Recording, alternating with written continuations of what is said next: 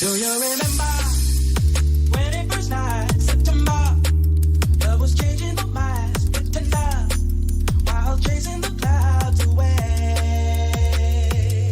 I'll be singing in the key that our souls were singing as we dance in the night. Remember how the stars go the night away.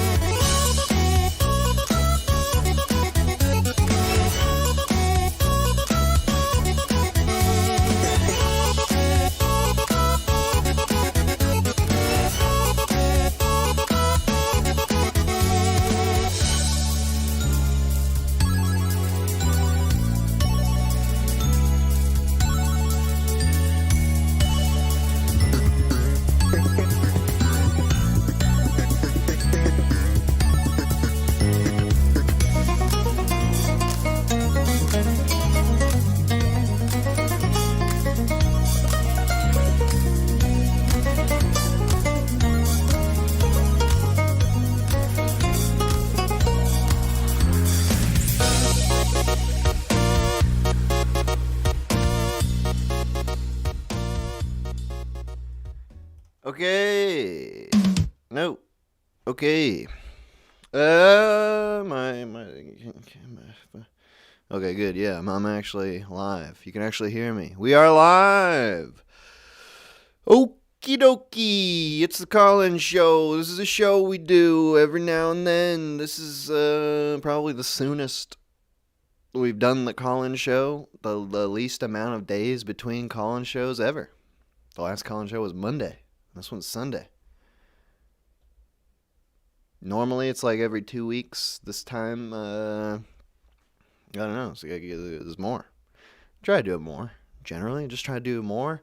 This is a bonus. This is a bonus stream, if that helps you fathom it.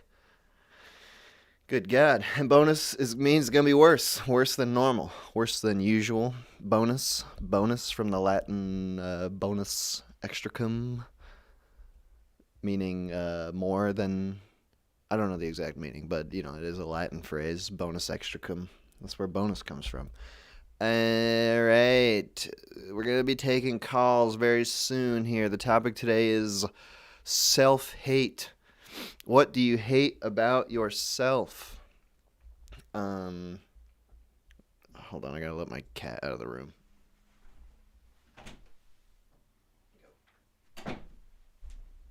Okay, she was all comfy in the chair until I started talking loudly, and then she just gets all upset.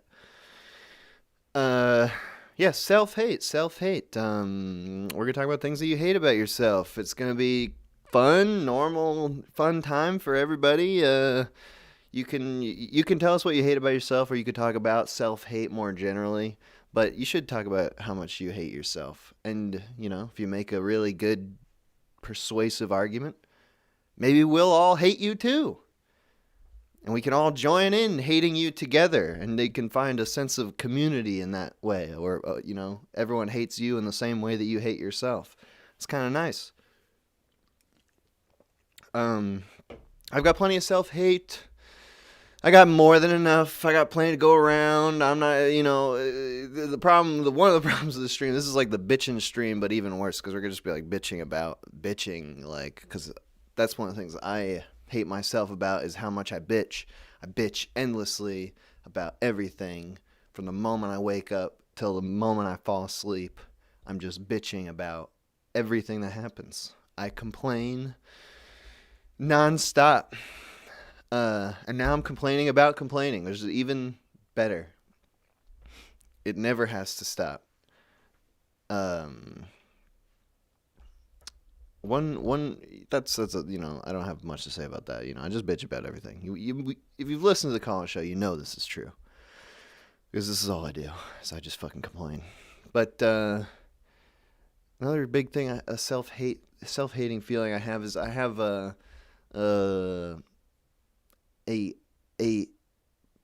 fear of failure and rejection that is detrimental to my life. Like, I stop myself from doing things out of a fear of failure and rejection. If I were to go through with them, like, it's easier to just not do anything than to get out there and try. Why try? I guess that's my motto, is why try?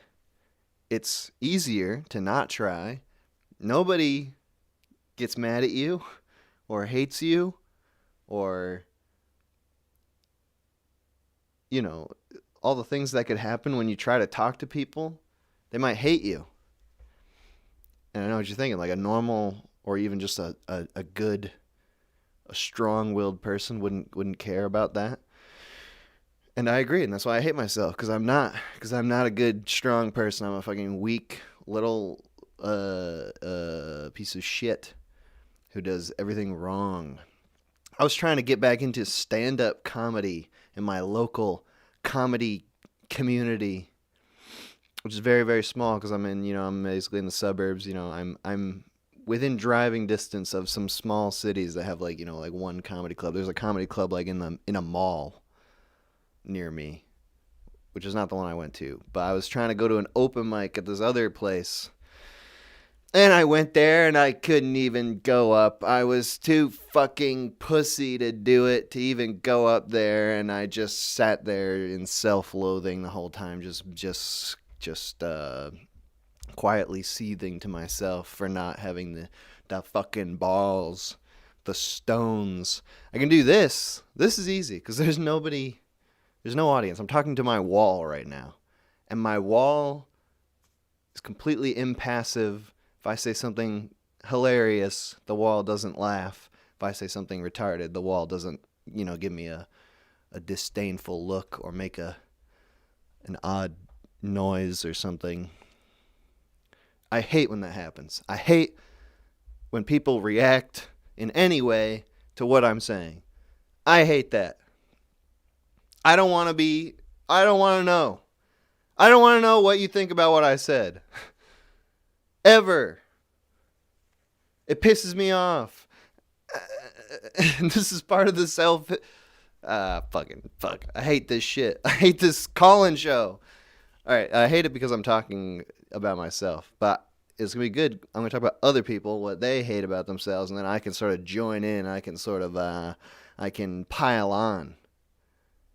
Right? So call in, tell me what you hate about yourself, and I'll pile on. I'll make it worse. I'm about to turn off Do Not Disturb mode. If you look on the screen here, the number is about to appear. Boom. Call now, 518-288-7938. We're talking about the things that you hate about yourself. And, we can tangent off of that. Whatever. We'll see how it works. I forgot to mention I this is not really related, but I ate this pork last night. That was a pork tenderloin, and it's been sitting in my fridge for like 2 weeks. Normally that's too long for me, but I just went for it. I ate it, so I'll continue that story in a bit. Call from Jay. Who? Hello? Who? Oh, it's Jayden. It's me. Oh, Jayden. We've talked before. We have. A while ago. Yeah. What's going on, Jayden? You want to talk about the things you hate about yourself? I don't, but I will. Oh. All right, good. Good enough.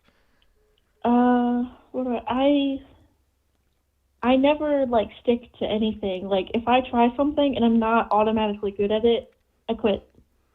Nice. That's very Whether it relatable. Comes to learning a language or learning an instrument, I used to do a lot of stuff as a kid. I used to do ballet. I used to play the viola.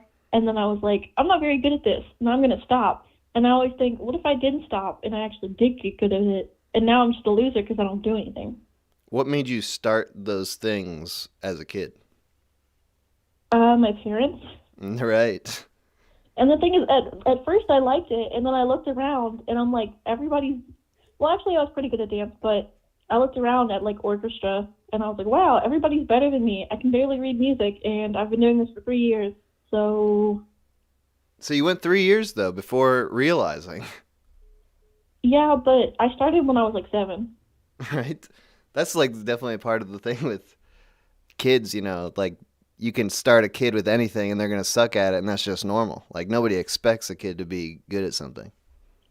Yeah, but there's this dude from my high school that's literally a prodigy, and he won an award, and he was in the newspaper. I hate prodigies. Me too. What is their deal? How does that happen? Is that I don't know. We'll have to get on the horn with a prodigy today to figure out what they hate about themselves. Yeah, that makes sense though. I have the same thing. I want to be good at things right away. I play guitar at the exact same level that I did, when I was 15, because I refused to actually learn because I don't want to see how bad I am. Exactly. It's just all self-comparison, or comparing yourself to other people. How do we overcome? We're in the same boat. I don't know what to tell you. Sometimes it's good to look at people who are worse than you and be like, at least I'm not that guy. You know what I mean? Yeah, definitely. That was I was just saying I was going to this open mic because I wanted to do stand-up comedy. which I did like back when I was in college. I haven't done it for like 10 years. And my whole plan was that I was going to go this, what I thought would be a terrible open mic with all the terrible comedians, and I'll be like, get all jazzed by that. I'd be like, I can fucking blow these fuckers out of the water. But the problem was I watched it and they were good. And I was like, oh no. I'm just some idiot from the internet.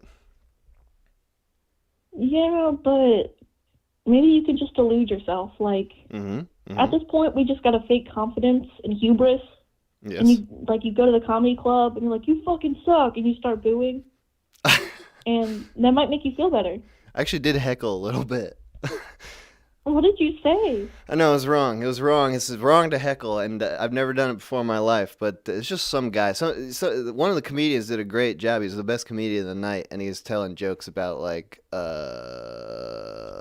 if he was in prison, he was going to, like, bite people's dicks off, like, how that would be his version of, like, beating up the strongest guy in prison, was that he would offer to give people blowjobs, but then bite their dick off.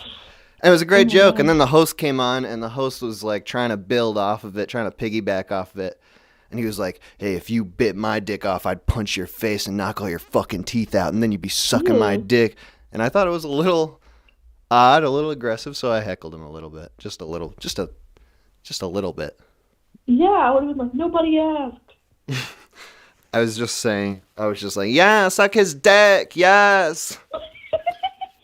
But nobody liked that. It's wrong. It was the wrong thing to do. All right, anyway, hey, great talking to you. That was a good bit. Good thing to start out on. That's very relatable. Yeah, I hope you just get the confidence to absolutely hate everyone but yourself. And I hope become a narcissist. You get back into the viola and you become the biggest viola star in the whole wide world. Thank you. I appreciate that. All right. Have a good day, Jayden. Bye-bye. You too. Bye. Nice. Yeah. This whole topic is definitely coming from my brief experience going to an open mic. A lot of self-hate arised from that. Heckling's not good, by the way. I don't condone that. I made the wrong choice. Okay. Hello?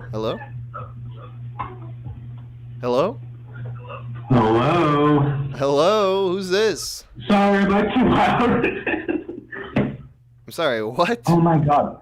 Am I too loud? I'm so sorry. I didn't expect to make it on here. What? Holy shit. Are you on speaker right now? No, I'm on my microphone. It sounds horrible. What kind of microphone is Thank this? you. Hold on. Oh my god, I'm so nervous. It's a, what the fuck is that? It's a Fine, Fine. I don't know, some Chinese microphone. Okay. I just wanted to know so that we could all know to not buy this microphone. Yeah, I wouldn't exactly recommend it. I don't have like anything on it. It's like there's no pop filter. You know, so my pee smell like shit. You know. Oh yeah. Don't buy. Oh my god. All right, well, dude. Hey, what's your name? Oh, my name is James, man. It's nice to meet you. James? Is that what you said? Yep. All right, James. It's nice to meet you as well over the phone. We're talking about self-hate today. So I've never talked to you before. This is a good way to introduce yourself. What do you hate about yourself? I think I judge myself too harshly when I mess things up. Like Jayden says, like if I'm not extremely good at something when I first started, I'm just like, I'm fucking done. I'm not doing this. You know? What's like the most recent example you can think of where you're doing that?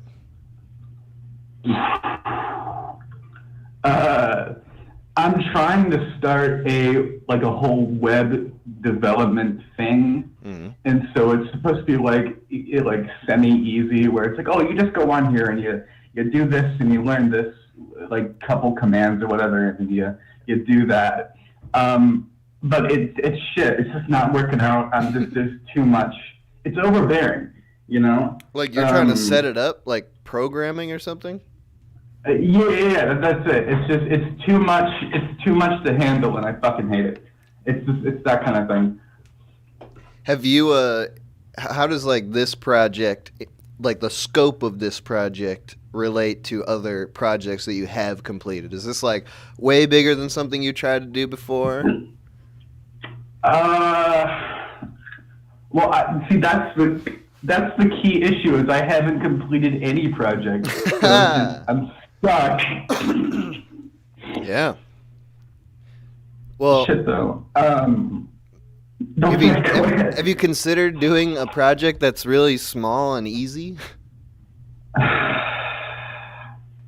I have, but it's just like, man, I don't. It's just like the back of it's in the back of my head. Like you're doing something that's purposely easy, so you can feel like you're accomplishing something in a wider range, and that really messes me up. That stops you from even doing those in the first place. Yeah, basically. I don't know. Maybe you could find something that's easy and also fulfilling. I mean, I gotta say, the minute hour, the entire idea behind creating the minute hour is that this is the easiest way to make content. Like, I don't have to get a camera. I don't have to have friends to go out and film things with. I don't have to have locations. I can literally do everything at my desk, and I don't have to even think about the visuals. All I have to think about is the audio. The entire purpose of the minute hour is just like, this is the easiest way to make stuff, in my opinion. Oh yeah, no, I completely get that. And let me go ahead and kind of suck a dick a little bit here. I've been watching you for like a year and a half now, a year or two. I love your shit so much. Like, thank you, man. Whenever I saw some of your, I don't know, man. It's just I don't have any favorites because they pretty much all are. They're really good, and you're honestly, as toxic as this is saying, you are a little bit of an inspiration. All So I right. appreciate you for that. Yeah. Well, then, dude, let me use that power over you for good. I'm going to use it for good, which is just that you should do exactly what I'm saying right now, which is use your creative energy to not work on something, but to think about how you can work on something in the laziest way possible. Like, if you can actually spend some time conceiving, like, what is something that is possible, I can do it, and would still be, like, rewarding, boom, that's like a magical thing you can do. I have not thought of it. That's a good idea. I should really be thinking about this stuff. Like the problem is I overthink shit like this. It's a really big problem. That's one of the things I hate about myself the most. It's like the major cause of my my big anxieties that I have with my life.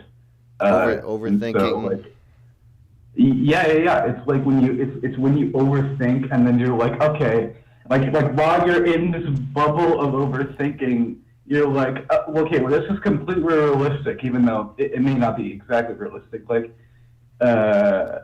something medical or something, you know what I mean? Like your chest hurts for 4 seconds, and you're like, oh fuck, I'm having a heart attack, right? And so it's that kind of thing. I freak out, and I go batshit. But and the stress you put on yourself probably exacerbates the issue. Basically that's my whole problem. I bitch about it a lot, but I don't try to fix it because who does that, right? Hey man, I understand. 2 peas in a pod right here. And I don't have a solution. It's fine. It's fine if you don't. But I'll figure it out in the long run, probably. You think so? For example, I actually accomplished something with my life recently. Oh, good. I've always been a fat fuck my whole life. Like ever since I was a little kid. I was always like, I had like a stomach. You know what I mean? I lost like 10 pounds recently, and I was like, holy shit! I actually did something, right? I think I gained like half of that back in like 2 days, but still, it's like, man, I did something, right? Was it conscious? So Were you trying to lose weight? Yeah. I was fasting or something or whatever. I was starving myself, basically. So perfect. That's the broader term for it. That's foolproof. Yeah, that's how you do it. You don't consume anything, and it's just boom, you're done. Do you stop? And you know what? Do you just stop shitting when you fast?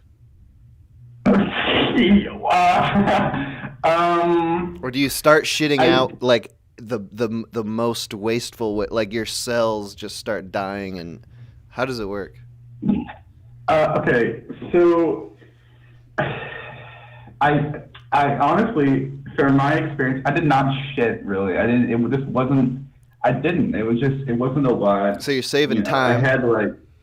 Yeah, I had like after like 2 days, I think there was like diarrhea, obviously, because it's like waste trying to, but sure. That was no, you don't shit. So that kind of it got me into it more. Like I didn't have to go to the fucking bathroom. Yeah, it was great. I had 2 more minutes to sit in bed and whine about my life to myself. You know what I mean? It was great. All right, hey James, great talking to you. Thanks for calling in. Yeah, it was great talking to you. Yeah, thank you so much, man. I'll talk to you soon, hopefully. All right, yeah, have a good one. Bye. Let's see. Oops. Oh. Call from Joe. Was that Joe or Yo? Joe. Joe. How's it going, Joe? All right, let me turn you up here. It's going good, man. We're talking about things we hate about ourselves today. Do you hate yourself in some way? I don't really hate myself, but I do have tendencies that I find frustrating. Like what? And one of the things is I really struggle finishing things. I'm like real quick to start new hobbies and projects, but finishing them, or once I get momentum, I get excited and then I jump to something else. And it's pretty frustrating. That's what we were just talking about with the last caller, was jumping into projects that end up being way too complicated to finish. What sort of things what sort of things do you work on that you have those issues with? Well, my latest obsession is music. So I have all these started projects in Ableton that are, they're getting somewhere, but the idea of opening up an old one sounds so boring. It's like, let's start something totally new. And then I have all these unfinished things, and What's different about the projects that you do finish versus the ones that you don't? I guess if I have like a really good run, maybe if I have like coffee or something, I can like trick myself into getting to a really nice finishing point, or I can get real lazy and just do a fade out. And that's usually how it ends up going. Usually if I get like an emotional reaction, that'll like get me to finish. So maybe just the unfinished ones are shit, or I don't feel that reaction. An emotional reaction? What do you mean? Like while you're working on it, or while you listen to it? Yeah, if I'm listening to it, I'm just like, oh, this is pretty cool. This sounds pretty good, and that'll like get me excited to keep going. But that's good. A lot of the times it kind of just fizzles out. I think that, but you're probably partially right there with what you're saying. Like, like if you're working on creative stuff and you start it and then you don't feel a drive to finish it, that could very well just be that like you're not excited about it and it doesn't merit you finishing it because you don't actually like it that much. Yeah, I think there's some truth to that. And it might be just like the poison that is social media that's like, you got to hustle and make a beat all the fucking time if you want to make music. And then like you're thinking about that and it's like, I don't that's like drive. That's like the music. Like, are you talking about like a particular aspect, like a particular community or something, like hip hop beats to chill and relax? It might be because, I watch a lot of YouTube tutorials to like learn different strategies, and people, like the popular channels all have this like, you got to work hard to get there, because I'm sure their audience is like, how do I do what you do? Right. Which isn't really what I'm looking to do, I guess. Well, I would say like there's a pretty big difference between like a person who is trying to make stuff for the internet to gain an audience or hold on to an audience. Like, definitely a lot of those people, those are the hustle type, and those people also don't give a shit about quality control. Like their entire mode of creation is just like I must create in order to keep the algorithm in my favor. Like that's not a particularly productive, or it is productive, but it's not it's maybe not the best strategy. But on the flip side, it's like, you know, you should try to finish things. You should try to. I feel like you learn the most when you finish a whole project. It's like because you force yourself to go through the process from start to finish. It makes you learn things. Like even if you're disliking it, it forces you to learn. Whereas like if you just leave everything as an idea, you never have to actually learn what's wrong about it. You're just like, oh, it's fine as an idea, but you know you have no finished product to actually critique. Yeah, I can definitely see the benefit of that. Still doesn't make it easy though. No. And I guess that's something it's like working out. I guess you got to just keep trying at it. I know, yeah. That's the thing. I'm already realizing this is the problem with this stream. Is I don't have any ideas. I don't have any solutions. Because I face these problems myself, and you know, like I've got tons of unfinished projects, and like literally hundreds of things that like will just probably never be done, and it has to do with like thinking that they're not good enough and they're not worth trying. I don't know, man. Yeah. All right, well, hey. I thought I'd call in and share that. That's good. Thank you. Appreciate you calling in. All right, man. Thank you. All right, have a good one. Oh, my God. Calls are... Call from Joey. Joey? Yeah. How's it going? Hey. Yo. Terrible. Oh, shit. What's happening? You don't...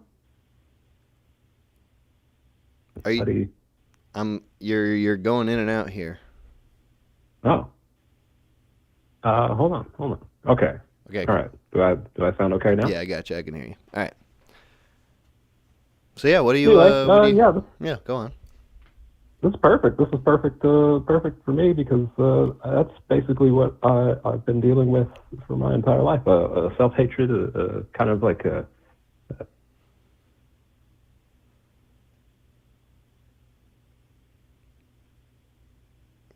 Joey, you're gone. I'm not hearing you. Are you there? Hello? Joey? Joey, can you hear me? Oh, Joey. We're never going to find out. We're never going to find out what you hate most about yourself. All right, sorry, Joey. I have to move on. Call back later. I'm sorry, we can't hear you. Oh, I missed that one. Sad. Joey's gone. Joey took his own life before he even told us what was wrong. Sad. Who's this? Call from Eric. Eric. Hey. How's it going? Hey, man. How are you? Hey, good. How are you? Good. I've been trying to call you all fucking day. All right. We've been streaming for 30 minutes. Oh, you didn't make it. It's my whole life. I fucking hate everything. All right, nice. This is what you hate about yourself? Hey, I'm just kidding, man. I love you. I love hearing your voice. Love everything you do. Thanks, Eric. But we got to make this short and sweet because my phone's about to die. Okay. Okay? I hate how much I'm too giving to people. I work at a retirement home kitchen. I cook for old people, the service industry. And I'm a nice guy. I go into work. People don't know who I actually am. I show up. I go, hey. I work with a girl named Treasure, which is kind of a weird, ironic juxtaposition because she's not a treasure. No. She's kind of a big piece of shit. Oh, man. And I work with this girl, Treasure. I show up 2 hours before she does, and I start everything. I cook lunch. I get everything ready to go. She comes in. I go, hey, Treasure, how's it going? It's good to see you. She goes, good. And she walks away. No, hey, Eric, good to see you too. How are you? And it hurts. She doesn't care? And in my head, I'm like, man, I shouldn't be so giving. Because all these people, everybody in the world, they just take and they take and they take. 20 minutes pass. I say to Treasure, I go, Treasure, I'm making some fried onions. You like fried onions and mushrooms? Yeah. Walks away. What do I do, man? What am I supposed to do? So you are talking to Treasure, and I assume everybody in your life with sincere care. You aren't just putting on a show to act like you care. You actually want to engage with Treasure. No, that's exactly what I'm doing. I'm putting on a show. Oh, I hate these people. Those people sound like they're just taking a shorter version of what you're doing. Like, just skip the show and just hate them and have the hate be outward.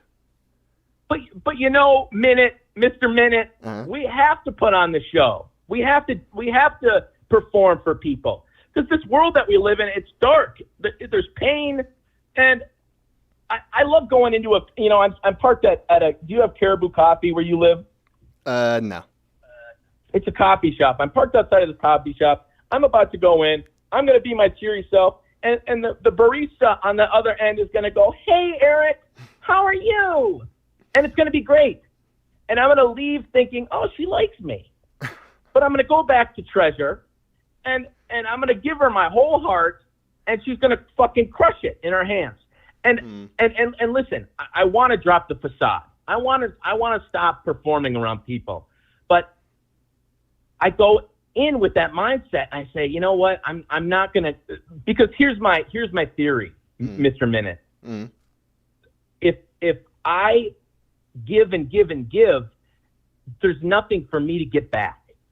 These people think I'm like a hunky dory airhead guy who's like whistling through life, like la da da, hi Treasure, like I'm a happy fucking dude. That's what they think. They think I have no problems. They think I have no emotions besides for happy. And in reality, I live in squalor. My life sucks. So it's a pay it forward situation. Like the girl at Caribou County pretends to be nice to you so that you can pretend to be nice to someone else. And they should also, the person that you're pretending to be nice to, they should also pretend to be nice to keep the goodness flowing. Yeah, exactly. Just keep it going. Is there with your real people who like actually know you? Are you mean to them, or are you fake nice to everybody?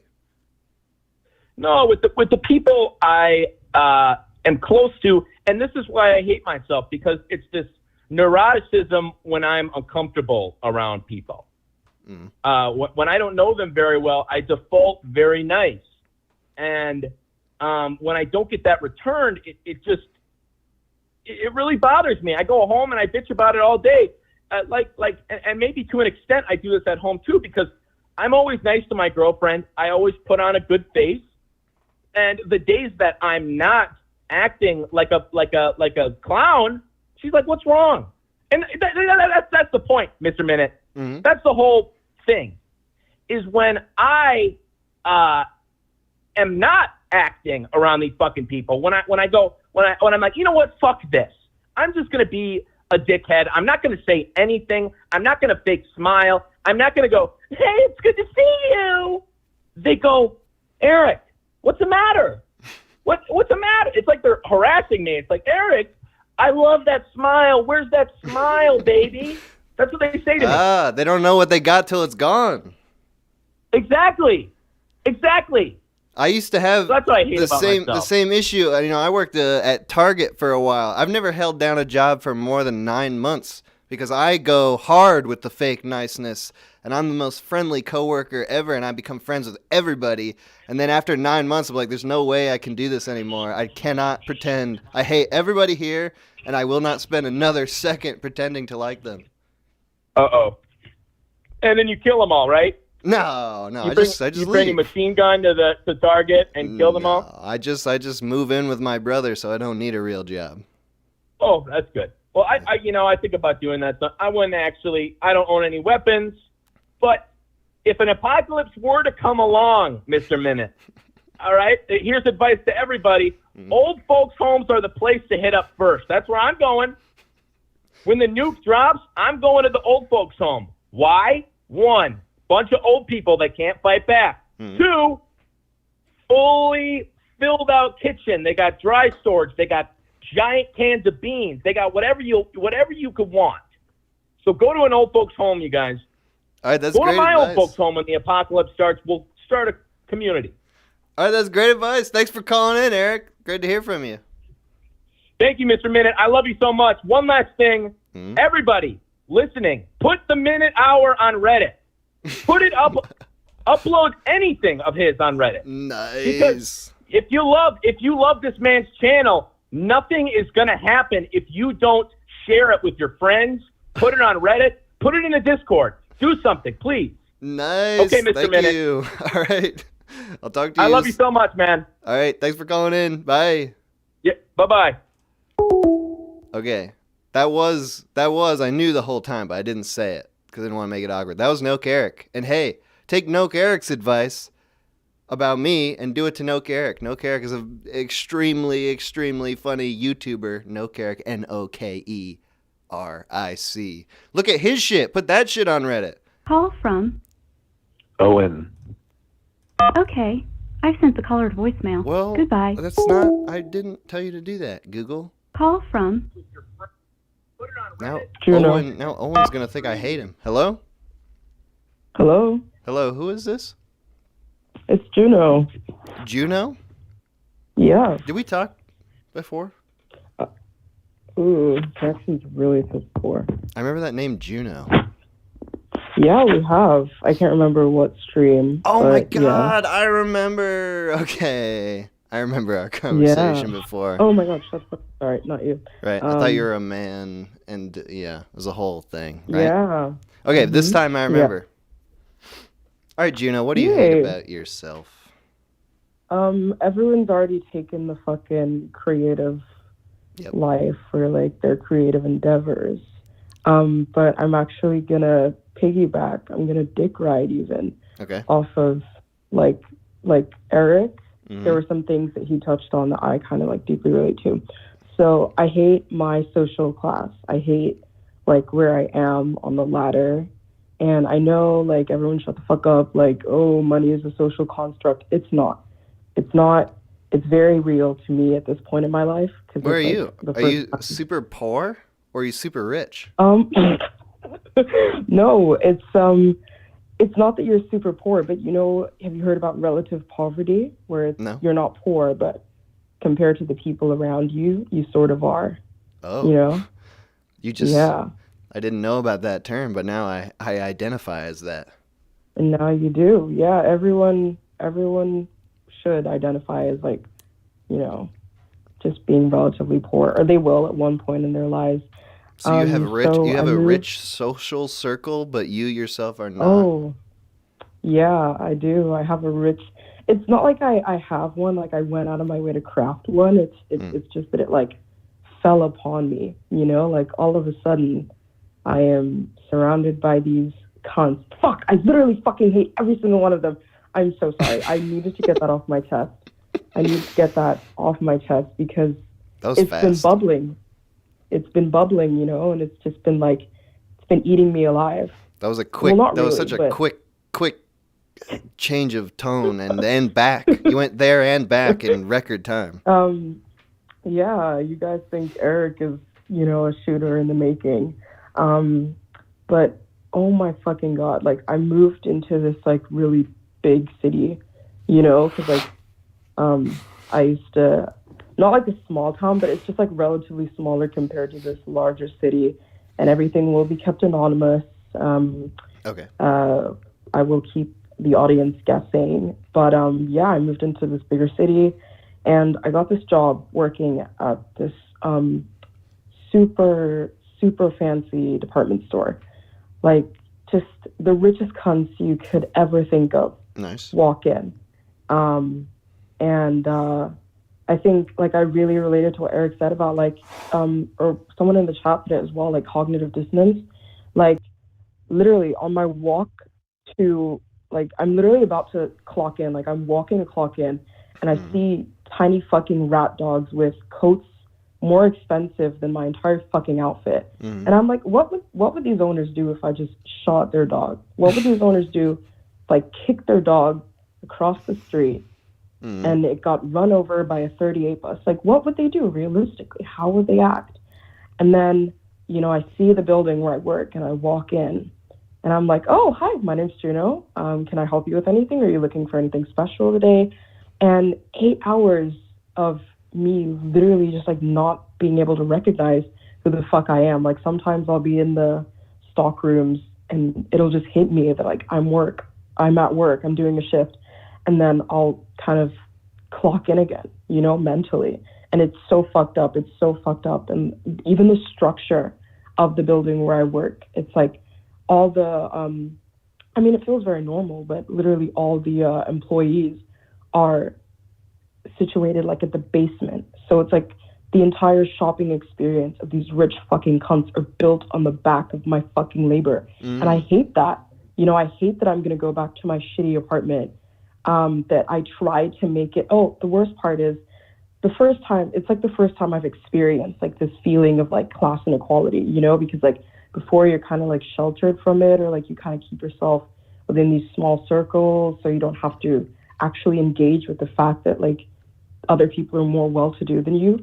But as you start opening up, as you start wanting to like gain these new experiences in the world, it becomes so fucking apparent that other people are happier than you, and other people are better looking than you, and other people smell nicer than you, you know? I don't know, it's a weird one, but it's just like, damn it, these fucking cunts can afford to spend like $800 on perfume. Like, that's rent for me, you know? That's fucking insane. I feel like I'm going off. No, I definitely get that feeling. Here's a question. Here's a pointed question. Would you rather that you became rich or that everyone else became poor? I'd rather I became rich, because then everyone else would look poor. So like, if you do believe that, then like fundamentally all your feelings just like jealousy, right? Yeah. No, I was literally about to say, like, it's self-loathing and self-hate. The root of these feelings are jealousy and like a deep insecurity, and I recognize that. Do you think I'm perfectly happy with. If you were rich, do you think that you would buy $800 like a bag or something, or do you think that like you have some sure $800 on a bag? Do you think I'm poor? I'm spending like $1,500 on a bag and up. Like, you are? No, yeah, if I'm fucking rich, I will. Oh, if you're rich, okay. But probably not a bag, actually. Probably like So it's not like you have some sort of ideological like, I would use the money to do this to make the world a better place.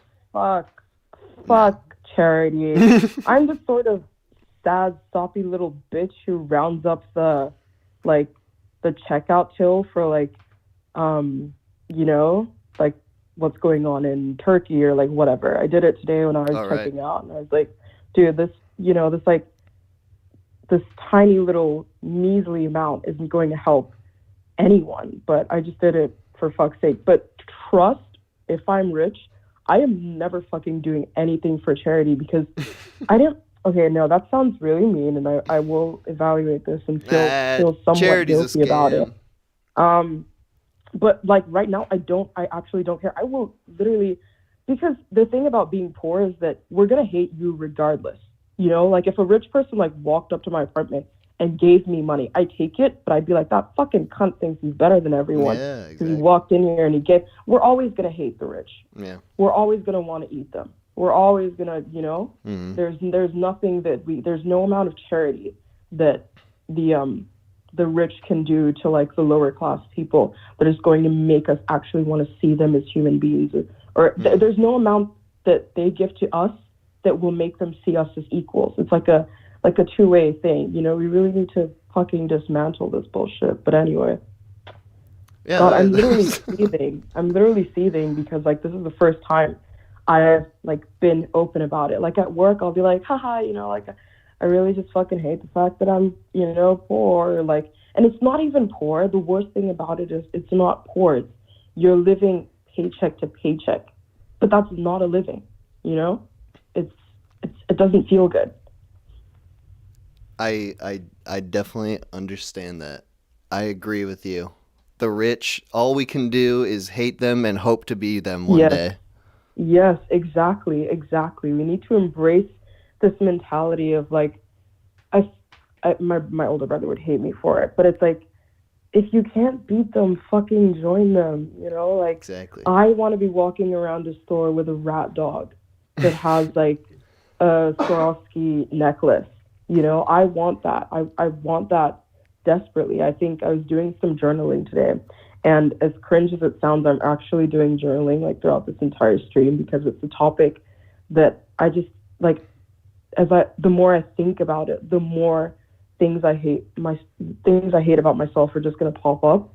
So yeah, but I was doing journaling earlier today, and I realized I was like, dude, I would sell my fucking soul for the life that I deserve, and no one can tell me that that's not gonna make me happier, because it will. And I think something that's so sickening is, people trying to tell us that like being a little bit richer or being a little bit better looking isn't going to make you happier. Like it is. Do you know the fucking euphoria people feel when they reach their attained like weight and their attained like status and shit like that? And people are gonna tell you, I don't know. It's. I feel sick when I think about it, because it's like before, when I was kind of in university, when I was in college, I'd be like, I would never succumb to this rat race mentality. And now I've been working for like 3-4 months, and I'm literally ready to sell my fucking soul so I can buy a house in, I don't know, Cancun, and buy like passion books and lie down in $100 or $100 was like cheap. I was at the store. You're still in the poor mindset here. Yeah, I'm still in the poor mindset. Like, dude, you gotta fucking get out of it. I was walking around the store where I walk. Do you know they sell like loungewear for fucking $1,500? Shit that looks like you could literally buy it at like Target or something is being sold to these cunts for an insane amount of money.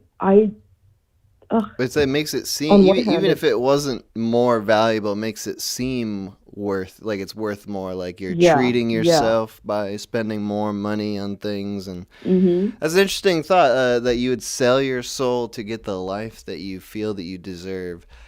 We're talking about the self-hate, and a lot of the hate here, I mean, it seems directed outwardly, really. Like the internal hate is just that you aren't at that place yet. Oh no, so you think it'll evaporate once you reach that place? It's like all my hate was directed at the rich people, but now that I'm rich, I hate the poor people, or what? No, I don't know. I think because it seems I can't express. I'm still not comfortable with expressing like how much it actually makes me feel. Because like when I get dressed and when I get like ready to go about my day, like I am so conscious of the fact that I'm going to be surrounded by people who look better than me and who are better than me, So a big factor is like, what's the point of even going? And it makes me so violently depressed because I've started this habit of like trying to purchase things. Like, don't worry, I'm not like, buying it on credit or shit like that. But I'm trying to purchase my way out of feeling poor, and it's not working, and I hate myself even more because all the packages will arrive, and I'll sit down and I'll unbox like each and every single one of them, all for my coworker who uses her money on ski trips to fucking Lebanon or wherever the fuck she is this week to be like, oh, those shoes are kind of nice, and then that's it. Like that's my dopamine hit for the next, 3 weeks. It's to be accepted by that crowd. Yeah. No, I don't even think I want to be accepted. It's like I do it for myself, and then to feel like you are one of them, or I'm definitely not one of them, because the thing about them is you give them the opportunity to talk freely, and all they ever do want to talk about is the things that they have, you know, and all they ever do want to talk about is the things that they've acquired. I went clubbing with one of them, and the entire night he was just like, this is what I've done, this is who I've helped get where, she wouldn't be here without me. And I felt sick to my fucking stomach, but you know, whatever. I think I'll never grow out of that poor mindset, you know? And at the end, I feel like this has revealed something even deeper. I am exactly like my fucking father, because no matter how rich I'll be, at my core, I'll be a fucking pauper. Because that's literally how he thinks. Like, it's not like he's like well-to-do, but he lives in fear of poverty, you know? And you might think that that's a good thing, but it's like when you are well-to-do, but you have this mindset, that like your next purchase is going to lead you to like abject poverty, like your next, like treating yourself to something, you know, like a dinner. And it doesn't have to be a good dinner, but like literally just getting nice things for yourself. When you live with that mentality that like doing this one good thing for yourself is going to set you back like 10 steps financially, like technically, are you even living, or are you just amassing all this shit so you can say that, you know, you're far away from it? I love when the daddy issues come out. Raw.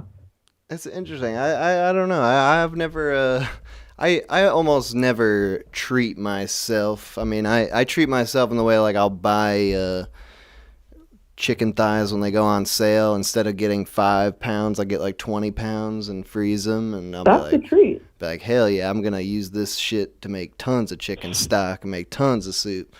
Instead of just spending $5, spend $20. But I don't know. It's a weird one. Poor people, you know, who needs them? Rich people, who needs them? They're both the worst. When you really... Arguably, the world needs both the rich and the poor. Not for long. We're going to automate everything. We're not going to need the poor no more. Yay, let's fucking get rid of these baggages. Goodbye. These leeches on because the think about the impact your poor presence has on these rich people. They try to just ignore you, but they can't. They see you there, they're like, ugh, really this raggedy ass bitch.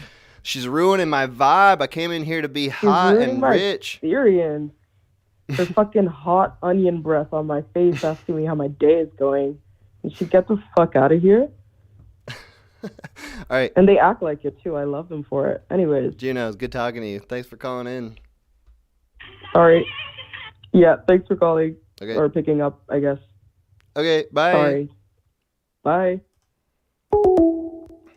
Call from Joey. Hey, you're back. I came back. Yeah. This time I'm a lot more serious, though. Okay. I wasn't ready before, I don't think, and there was a reason for that. All right, good. But I'm going to use this opportunity to unburden myself of everything. There are certain classes of people in this society right now that are most hated by people, and I can imagine you could list maybe one or two, for example. Like, you want me to? Go ahead. Yeah. The most hated? Yeah, just easy. Right off the top of your head. I feel like there's a lot of ways this could go. Let's hear it. Jews. Jews? No, I'm not Jewish. Oh, not Jews? I was wrong. No. Oh, I thought we were talking about the groups that I hate the most. Oh, yeah, okay. No. No. Who? No, you tell me. You tell me who's hated. This is a gotcha question. There are certain people that are hated for their attraction to those who they're not supposed to be attracted to. Oh, pedophiles you're talking about. Yeah. Okay, all right. I was thinking all like along racial and gender lines, not. Oh yeah, so sure. Not actually legitimately hated people, but kind of, I mean, for proper reasons, but just rather just kind of biased people. Yeah, I'm one of those. A pedophile? Basically, yeah. Joe, whoa. Yeah, I know it's terrible, isn't it? Care to elaborate? Yeah, I guess. I'm one of those people that has attractions that he can't help. That for people that I just shouldn't want. Joe, are you talking about children? Usually just, younger than what they're supposed to be, but not, no. Give me an age range here, Joe. Huh? Give me an age range. Yeah, I don't know. I mean, like, it's hard to say that, it's just pubescent, early pubescence, I guess. Okay, okay. Joe, you are, this is... Well, I mean, this is the This is self-hate. groundbreaking right here for the Call-In Show. Never had this kind of conversation before. I mean, this isn't the only thing that I hate myself for, but this is the big one. This is the big one that I don't tell anybody about, and I know that if I do tell people, that they will look at me in a completely different way, and possibly try to kill me, things like that. Okay. I live my life in fear of who I am and how I feel about things, and I could only tell basically the people that have kind of an open or are outsiders. How many people have you told? Well, I guess now a lot of people, but I've never done anything like this before. We don't know who you are, Joe. Well, yeah, but you know who I am. I know you've called in a bunch of times before. Yeah. We've had a lot of conversations. Yeah. And you probably won't be able to look at me the same way or talk to me in the same way now, Well, and I understand it's a little bit of a shock. But, I also feel like maybe we have to get into the weeds here and really figure out how pedophilic you are. Well, do you self-identify as a pedophile? Yes. Joe, god damn. I mean, I don't walk around and wear a flag or something or anything like that. I don't honor it. If that makes any sense. I'm not I'm going around. I basically want to kill myself all the time. What keeps this going? Are you how do you keep that up? You don't. I mean, it's like any kind of other attraction. It's just something that flows through my head. It's something that I don't have any control really over, except to resist the urge or attack myself for it, or basically a lot of my I write a lot, so a lot of my writing is just attacking myself for other reasons, because I fear that if I write that down, then people will just burn my stuff and never even pay any attention to me, which is right, which is right. I don't know. Well, okay, so then let's go into do you think that other people's reaction to the way you are is valid? I think it's valid because people want to protect their children. They want to protect people that they care about, and this is a thing that can really, truly, possibly, I would say, is one of the worst possible things you can do to another human being, is to maltreat them in a very sensitive point in their life for something that is ultimately selfish. Is it that keeps you from acting on it? Absolutely. That and, the fear of repercussions. So there are multiple things. This is it's not an easy thing to talk about, but this is you wanted self-hate, so yeah. Well, hey, I do appreciate this is got to be the deepest self-hate we're gonna get today. I don't foresee someone hating themselves more. No. When's the last time you had a girlfriend? I had a girlfriend about 5 years ago.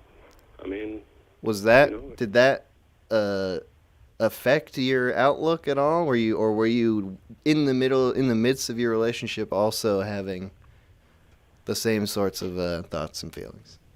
Well, those are kind of ever present, just to be flat about that. But no, I mean, I had a normal romantic relationship. I mean, it wasn't like I was just sitting around lusting after something other than who I had. It was immature and stupid, but that was just one of those things. Joe, how immature? Okay, yeah, I deserve that. But nothing like that. She was my age. I always make sure to whenever I'm pursuing somebody that they're my age, and So you do still feel like a moral obligation to not be this way. Absolutely. You know, if I could just like turn a switch right now and never feel that way ever again, I would slam that like button. You know what I mean? I mean, hey, that's quite a conundrum you're in. I mean, I don't know what steps do you think you could take to help yourself out here? Because the idea of just like ignoring or suppressing, like seems like that's not necessarily a long-term solution. It explodes or whatever, and then you go off and do whatever. No, basically, for a while, I kind of self-medicated to the point where I was just like an idiot. I was just thinking in one line. You know, a lot of my life is spent isolated. You know, I don't really talk to too many people if I can help it. And overall, I just try to avoid things. You know, try to avoid anything that would suggest that to me. You know, if thine eyes offend, pluck them out, right? And how long have you felt this way? Well, my first experiences probably were what kind of triggered it in me. I think my first sexual experiences basically was like, basically I was living with my mom's best friend, and she has 3 daughters, and they were my age, and they kind of like coaxed me into something, and from then on I kind of had this shameful kind of everything kind of just locked in, if that makes any sense. And then from then on, my perceptions of what sexuality was locked to that. So anytime I would imagine something or for my self-pleasure, it would trend back to that. And I think that kind of locked me into one time period in my life and my mental state. And, you know, I've done a lot of introspection to try to figure out how to alleviate this problem.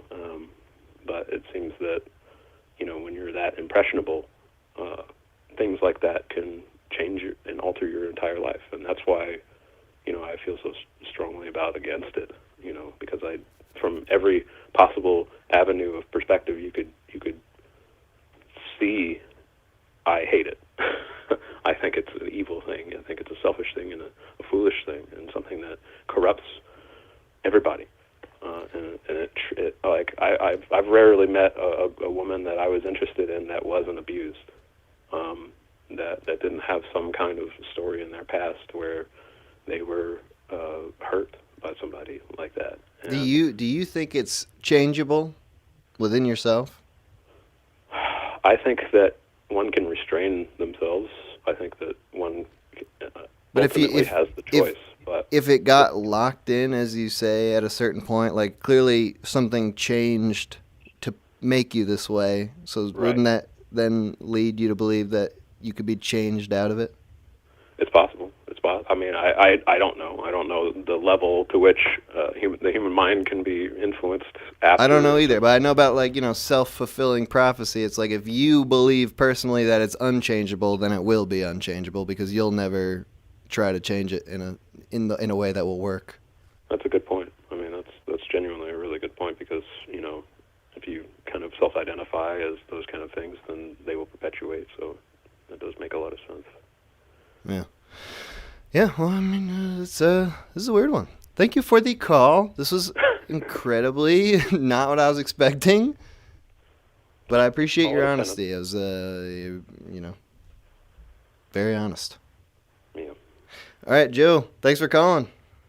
Take it easy, TMH. All right, have a good one. Bye. Bye.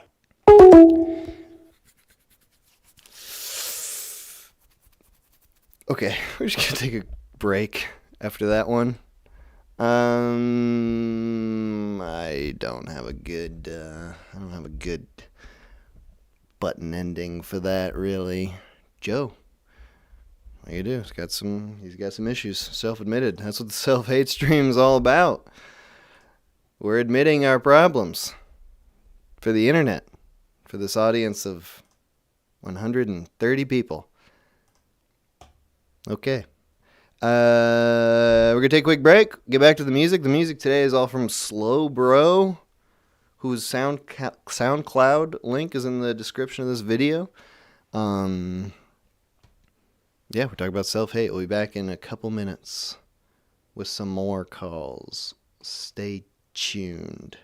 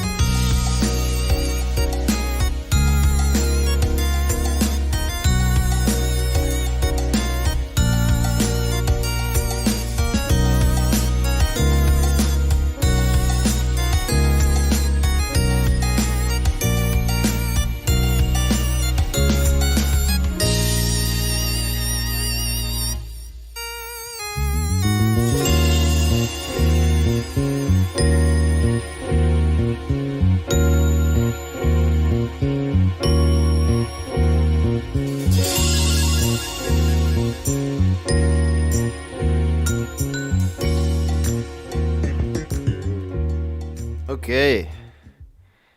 All right. No. Oops. Whoa. Shut up. Oh my fucking god. Okay.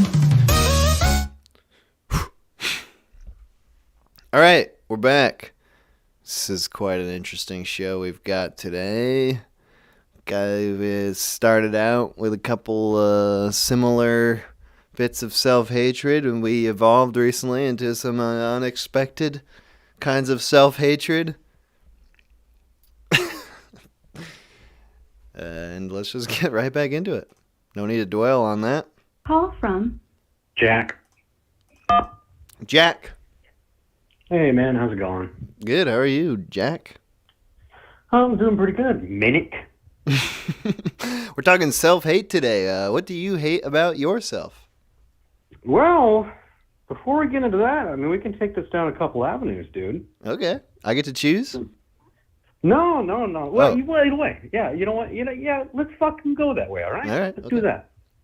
At the beginning of the stream, you said you were going to go ham on these people and hate them too. What's going on with that? You're all Dr. filling it up over here. So. Should I? I mean, I'll make the switch right now. That was the first hour was me being nice. The second hour, should I lay into people? It might help out. I mean, after Joe, which I mean, goddamn Joe, you're a brave soul, man. Everybody in the comments is going off. It's like, Jesus, the guy was being real at least. I don't know. I know it's hard. It's hard to pick the winning take for Joe, really, but it is, man. But okay, I'm into this. I'll start. I'll make good on my promise, and I'll start with you because you brought it up, so you can obviously take it. Oh, you're gonna start with me, huh? Well, I'm not gonna wait till after you. Oh, okay. All right. I see what you're doing here, wise guy. So you want to hear what I got to say, or are you just going to, like, make shit up, or I want to hear what you've got to say. What are you going with? I want to hear your deepest, darkest insecurities, and then I'm going to pile on, and I'm going to make you really feel worse. Okay. So the thing I hate most about myself is this self-fulfilling prophecy of never being able to make it to where I want to be. Mm-hmm. Is that we all have this similar vein throughout many of what everybody's saying, like, playing guitar, and if I was more consistent, or, devour the rich, whatever fucking avenue you want to take it down. Mm. But for me,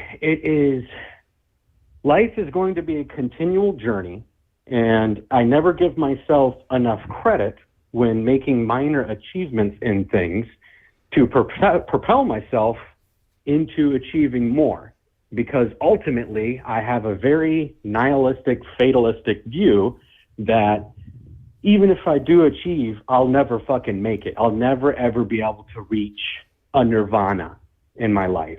And so because of that, I'm just stuck in this place where I then drink myself into a stupor every single night, because it's far easier to turn off the thoughts by numbing it to death with alcohol than to actually even face them. And then thinking about facing them is such a simplistic, easy thing to do. Theoretically, obviously the implication of things like, okay, stop drinking, go to sleep on time, forgive yourself for past things that you've fucked up in relationships, or just who you were in the past 10 years ago. I walk around constantly feeling like I have this sense of like, God damn, I wish I could just go back 10 years with the knowledge I have right now in my life and just do it all fucking over again. Mm-hmm. But then I wouldn't be who I am today if I had not gone through all those things of the good, the bad, the ugly, the blood, and the guts. So you feel that you've grown? I have, yes. I definitely have grown, but I am not satisfied with who I have grown into. I'm happy with him. I like who he is, but also he is not what I want to be. In terms of what, like productivity or like money or status? You're talking about like just your life situation? More or less like my mind and my heart. Like being a much more peaceful person and being a less critical oh, fuck, what's that word? I can't think of it right now, but just like vitriolic and despising people for like the lamest shit just because it gets me off to look down on somebody. Like you mentioned earlier, like complaining. Oh God, complaining is so fucking fun. And it does nothing but like keep you in the fucking bonfire of fuckery. It doesn't move you, it just burns you, you know? That's what I do with myself. Constantly. For years. For fucking years. It's not like I don't know what the problem is. I know exactly what the fucking problem is. It's just easier to tip a bottle. And this is like the beauty of self-hate, is that you can, by hating yourself, by hating yourself for not being better, you get to prevent yourself from being better, and then you get to be right about your self-hate. You're correct. Exactly. It's a self-fulfilling prophecy there. But that's a great thing. You get to be right. Fuck yeah, dude. Well, I mean, what's the alternative? You're gonna like go through the fire and better yourself somehow. That's gonna involve a lot of pain and being wrong all the time and learning from your mistakes. Sounds a lot more appealing to just be shitty and correct. Right. And it also won't end. It's not like let's say I do theoretically arrive at the Zen nirvana of, you know, Jack, he's a very pleasant person, never complains, you know, always shows up on time. He's very kind with people, even when they're ugly. He's very kind to himself. I mean, the guy he's fucking Jesus, man. I imagine even if I were to get there, I would still see all of the ugly and smell all of the horrid in the world. There would be something still yet I could improve upon myself. And that's what I hate, is that there is no arriving. There is no ultimate solution. It will be a constant struggle till the day I fucking die. As opposed to accepting it and just being dead already and not having to deal with any of that? Yeah, just kind of like dying inside, not accepting responsibility of the fact that, we're all in this rumble pit going through the same exact shit. I mean, yeah, you're talking about like, that's like a dead man walking, like a guy who's doing like heroin every day or like is just constantly drunk or high or something. Like, that's a person who is dead but technically alive.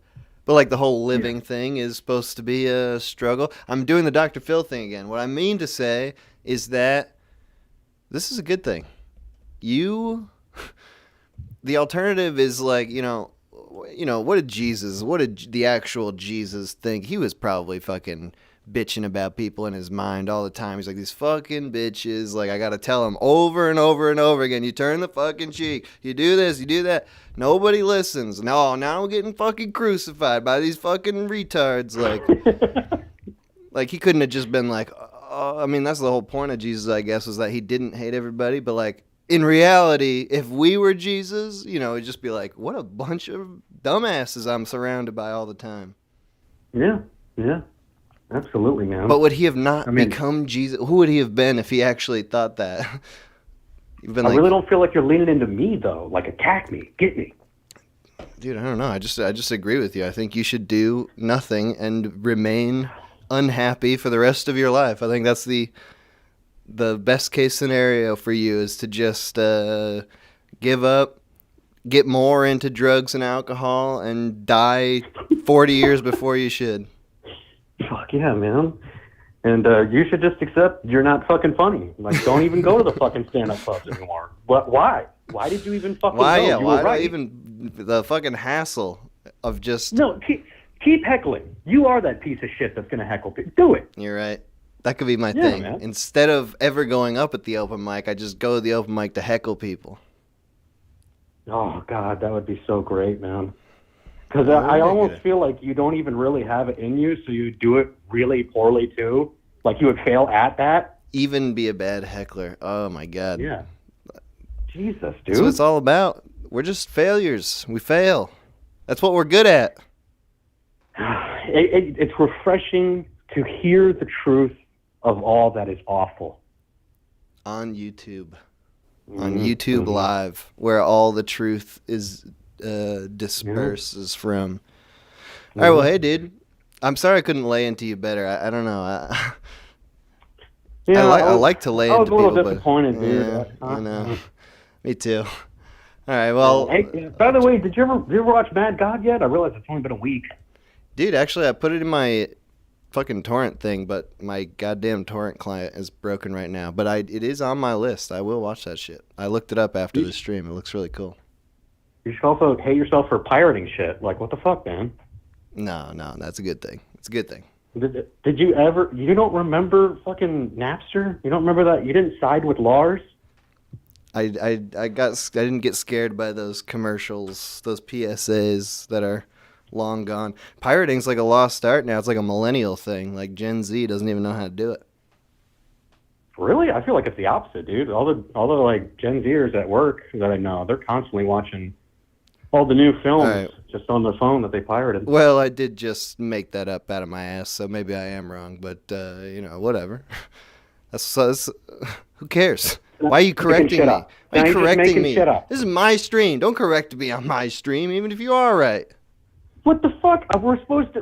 This is what it's all about. If we're talking about hate, we're getting down in the dirt, man.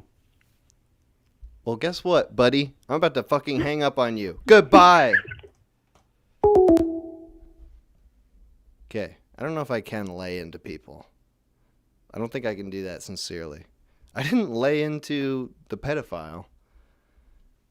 I shouldn't have even brought that back up. I almost forgot about it. I was almost done thinking about that. It's the botulism. This is what I was trying to say earlier in the streams. I may have botulism. I may be developing symptoms of botulism. I got about 12 hours before I'm out of the woods. But the problem is, like, the symptoms of botulism are very similar to the symptoms of being drunk. It's like droopy eyes and slurred speech and things of this nature. So, I don't know how we're going to be able to tell.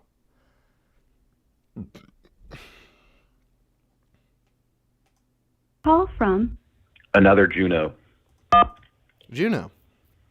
Hey, what's up? This stream has had like 3 Joes and now 2 Junos. What the hell's going on? Yeah, I don't know. All right. How you doing? Pretty good. This is a weird one, don't you think? Kinda, because the other Juno called in talking about how she hates being poor. Oh. I hate being rich. Oh, shit. 2 sides of the same Juno, or different Junos. Yeah, and All I go into these fancy department stores, and I hate how attitude these little cunts are. The workers? Yeah. The Junos out there? That's what I'm saying. Why? What kind of attitude do they give you? This isn't self-hate, acting like they're gonna shoot my dog and shit. Yeah. All right, so you hate them. Yeah, just stop being poor. Right. How did you become not poor? Little column A, little column B, but what I will say is Daddy had deep pockets. Okay. Do you have any self-hatred around being poor? Do you feel like you're undeserving of your wealth? Hell no. Dad worked hard for it. What did he do? I don't know, to be honest. Oh. Oil something. Okay. Something good. Something real tasty. Yeah, I don't care as long as I got my allowance. Yeah. Do you work? Hell no. I'm rich. Man, nice. Do you have aspirations for like not like work like for money, but like work that you could do that would fulfill you in some way? It's some charity stuff, but really, the poors don't like the charity stuff. No, what kind of charity? Donated a bit to cancer research.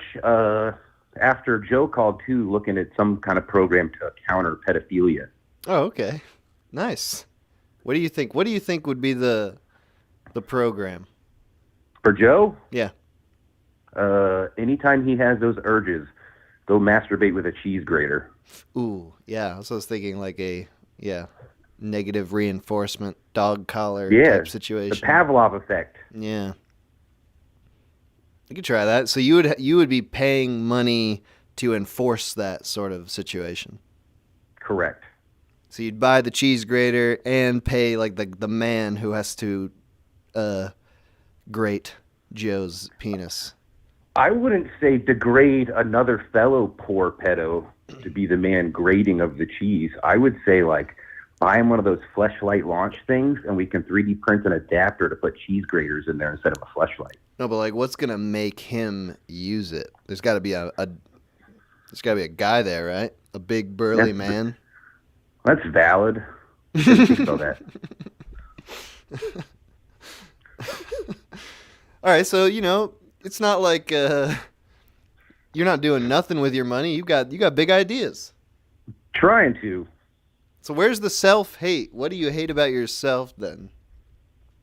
Other than how many zeros are in my bank account, I hate how big my dick is sometimes. Oh yeah. And honestly, I hate how much I like Shubity Wop.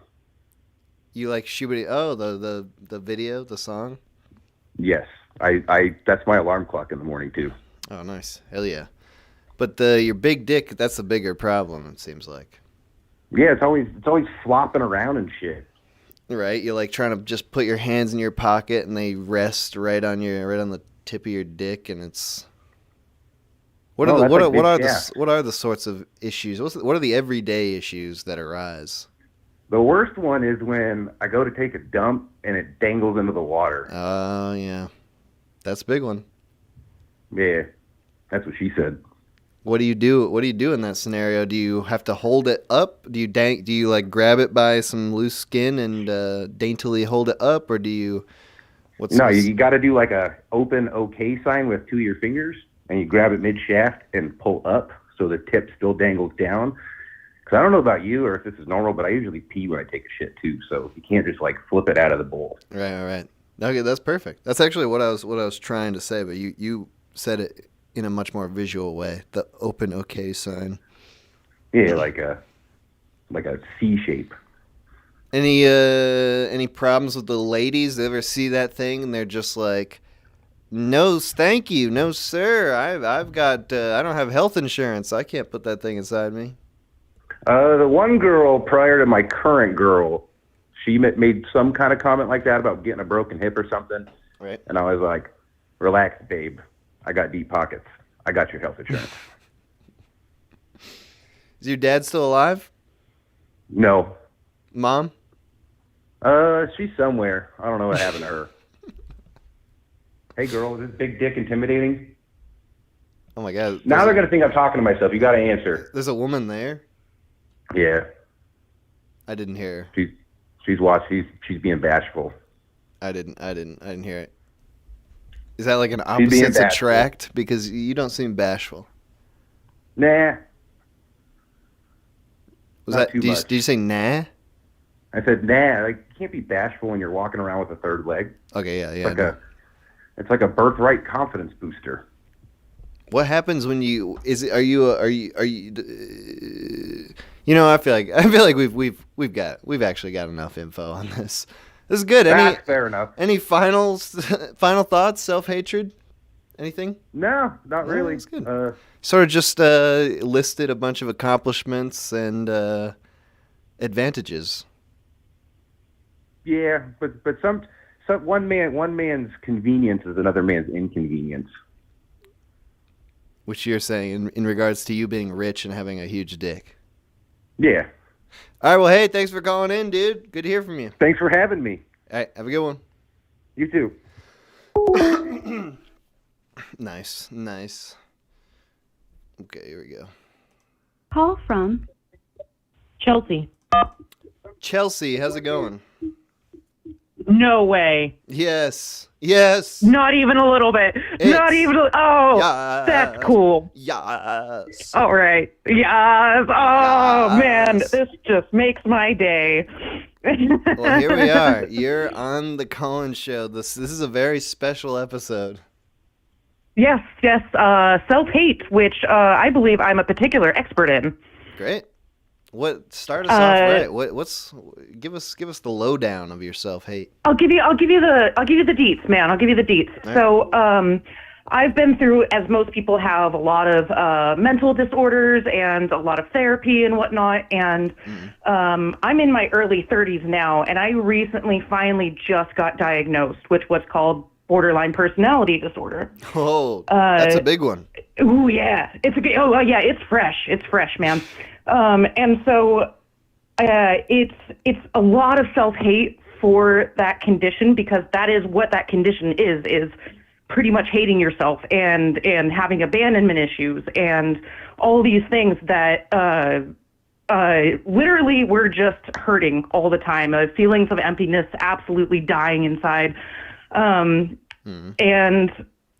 there is just, and it just causes so much anxiety, and it is absolutely crippling. And there are just days that I will just be there and be like, nobody loves you. I absolutely hate myself. I mean, I'm talking like suicide attempts, self-mutilation, all kinds of things.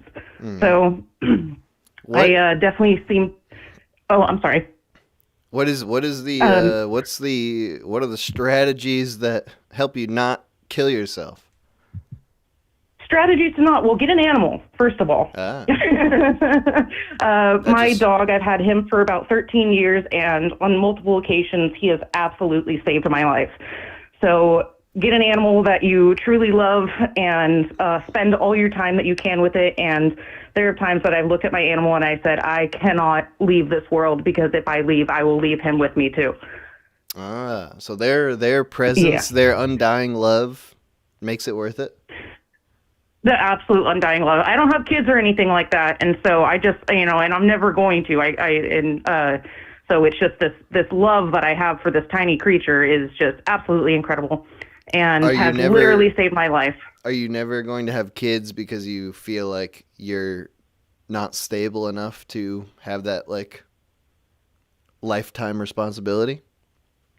According to my mother, you're correct. But according to me, it's not something I'm looking to. It's something I've known since I was young, that I'm just not a kid person. I'm too selfish for that. And truly, honestly, with my condition, because it comes with blackout rages. I mean, it's blackout nasty. rages. Blackout rages. I'm talking full on. You cannot. You cannot remember what you just did for the past couple of hours, or possibly, if it's bad enough, past couple of days. Just due to rage. Not rage, chemically anxiety, abandonment. I mean, yeah, it's not easy. And I've got a boyfriend who has gone through all of this with me and is amazing. So also find yourself a partner that is educated, or educate your partner. Educate yourself is really what it comes down to. I listen to podcasts all the time, educating myself on my own condition. How does your boyfriend handle the rage blackouts? Very, very patiently, very calmly. And when I'm talking about patience, I'm talking about patience. I mean, I have ran away.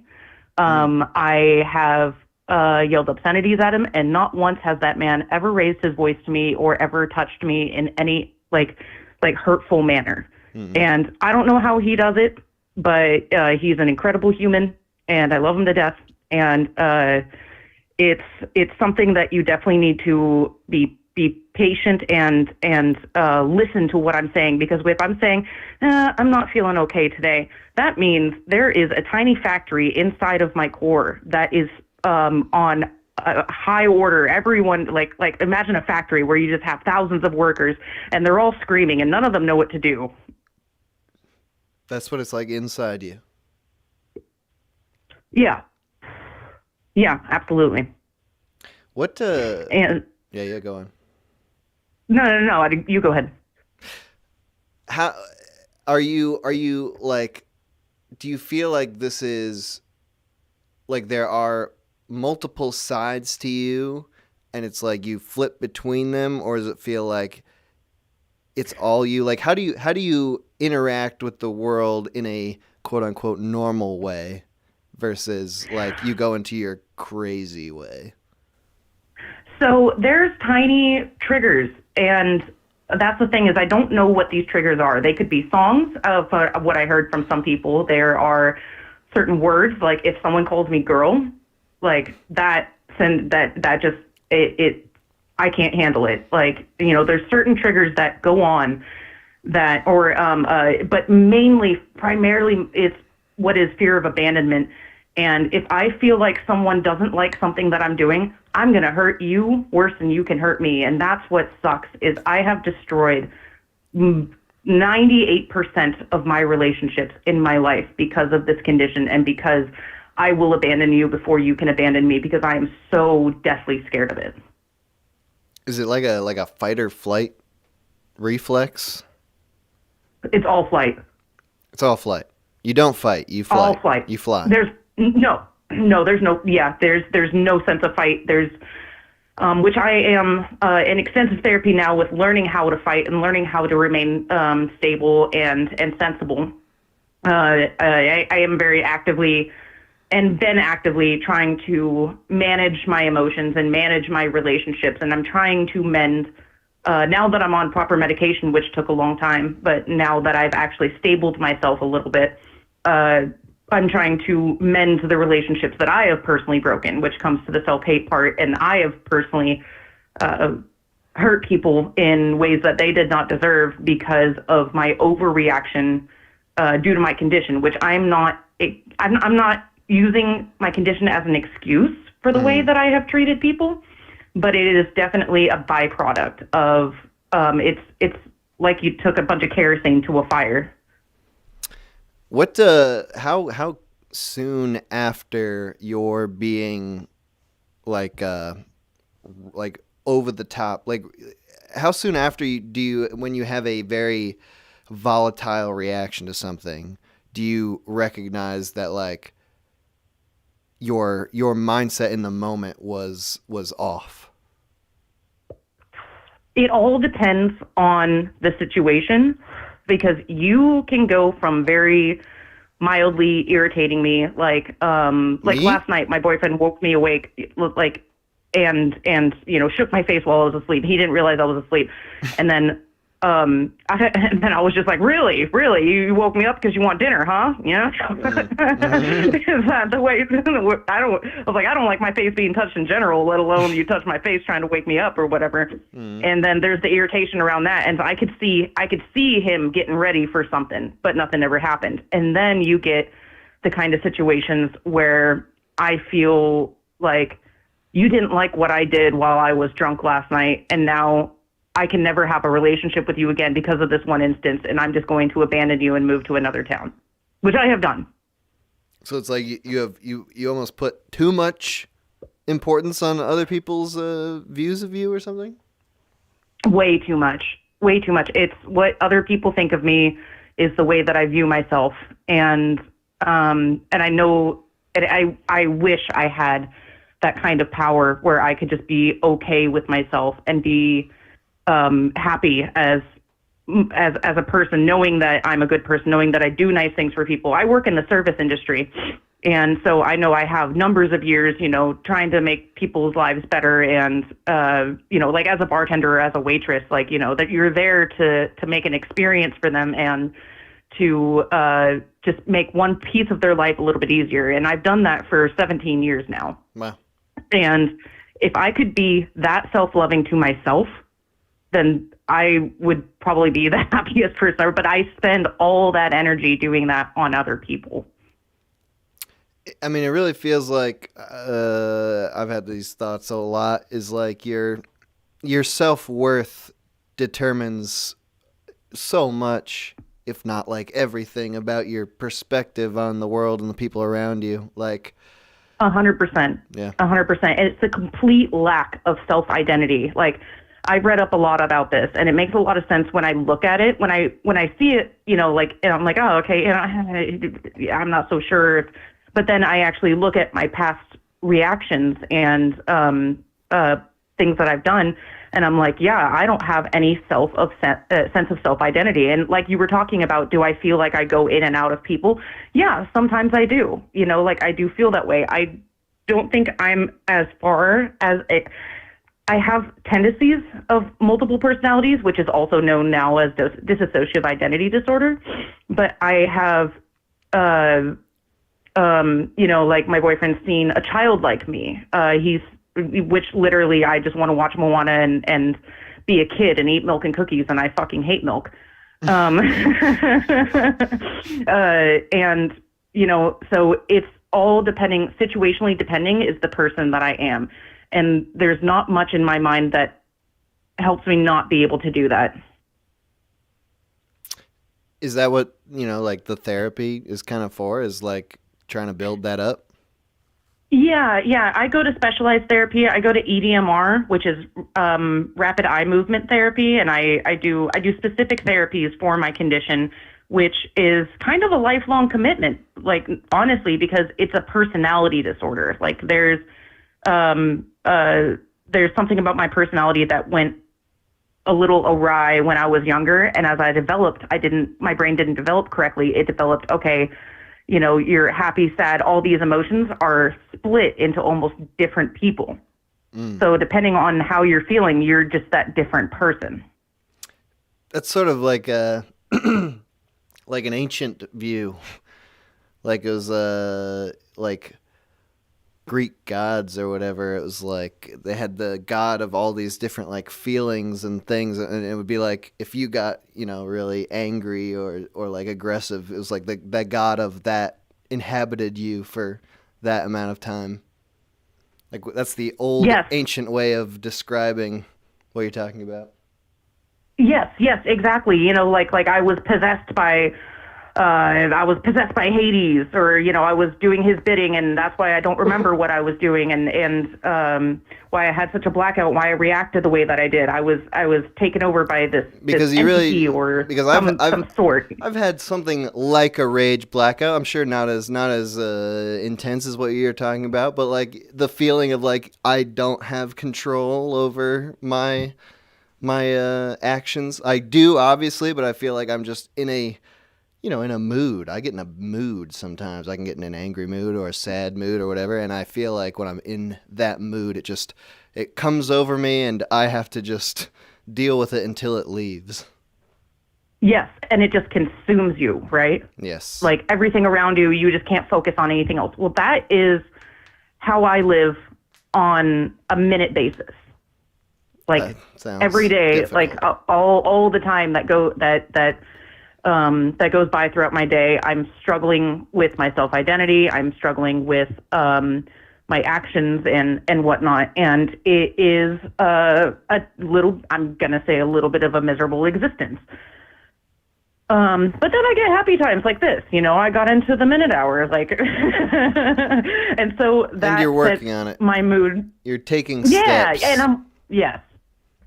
Because the alternative is just like to feed into that even more and be like even more volatile and not deal with it. And that sounds horrible. Yeah, which I used to do. I used to feed into those feelings, and it's not good. It's not good for your job. It's not good for your good for lasting relationships. No, that's a good way to burn a lot of bridges.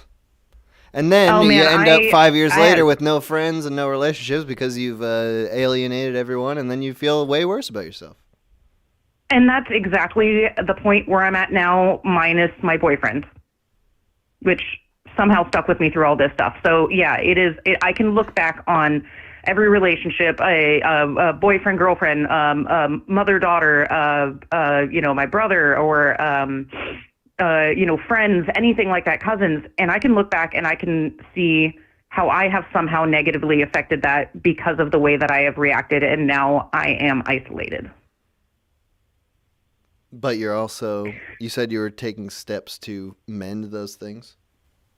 I'm taking steps to manage, which anyone out there who's going through any kind of craziness with their life, they feel like this might, ring a little bit of a bell with them, like do your research. Therapy is never a bad idea for anyone. I strongly believe everyone could go through some kind of therapy one way or another. We all need it. But also just sticking with it because it's not easy. Right. You're not going to figure it out in one 50-minute session. No, definitely not. You're not even gonna get a little nick off the rock of your problem in a 15-minute session. Like I'm about ready to turn 31, and I've been in therapy since I was about 22. Mm-hmm. So it is a constant, but I think that even with or without mental illness in life, you need to just try to progress to be a better person. Try to progress to be, look at your day and say, how could I have done things better? And not in a negative sense, not being mean to yourself, but, it's hindered my life. It is because I genuinely do try to be a good person. But I do have a lot of self-hate, and there are some days that I can't even get out of bed. And then there's some days that there's not days, there's periods of time where I drink a lot as well. And I think that has a lot to do with it. It probably makes the condition worse. If I had it my way, I shouldn't be drinking at all, but I fall victim to the beer here and there. Drinking exacerbates moodiness 1,000,000 times. Oh yeah. I'm sort of reducing what you're talking about to moodiness, but that sort of is what it comes down to. Is like moods come over you a lot stronger and faster than they do the average person.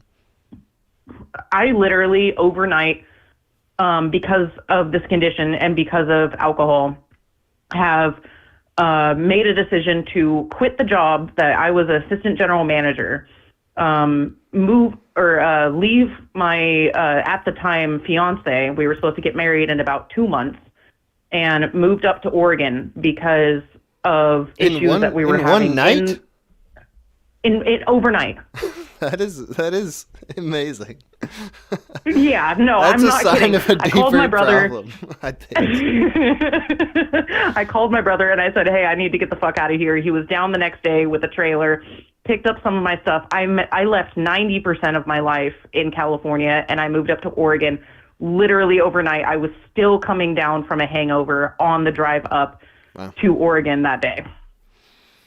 Yeah, that's pretty volatile. Yeah. No, I'm talking everyone has mood swings, everyone has extremes, everyone has depression, but mine are really amplified. You have no idea what I'm going to do next. Well, Chelsea, thank you for calling in. It was good hearing all this from you. It's a good one. Yeah, thank you so much for having me on, and I'm really excited about it, and have a good rest of your show. I'll be listening. All right, have a good day. Thanks for calling. All right, you too. Bye. Okay, we're going to do potentially one more call here before we take a break. Yep. Here it is. Call from Owen. Owen. Yo. How's it going, Owen? Oh, hey. Yeah. What is up, dude? Yo, nothing much. We're doing a stream today. You been listening? I have been. Oh my God, dude. I have been listening. It's a wacky one, eh? It is honestly the strangest one I've heard in a long time. We're just saying a lot. Yeah, I feel like they're all strange in their own way, but man. We're reaching some new heights or dark depths, depending on your opinion. It is troughs and peaks, man. Troughs and peaks. Like, before Joe went on, I was about to, rage and scream that none of you guys know hate. All of you are pussies and you're whining about shit, all that kind of nonsense. But, Joe totally threw it out of the water for me, man. Took the cake. That's at the top of the mountain. I can't get up there, so I'm going to try to, go at a different angle. Okay. And what do you hate about yourself? Me, I personally hate how I feel like I have to... I like to be the class clown kind of guy, which I know is the most corny shit. It's oh man, nobody really knows how I feel because I'm sad and shit. But that's not really the sad clown, the Joker.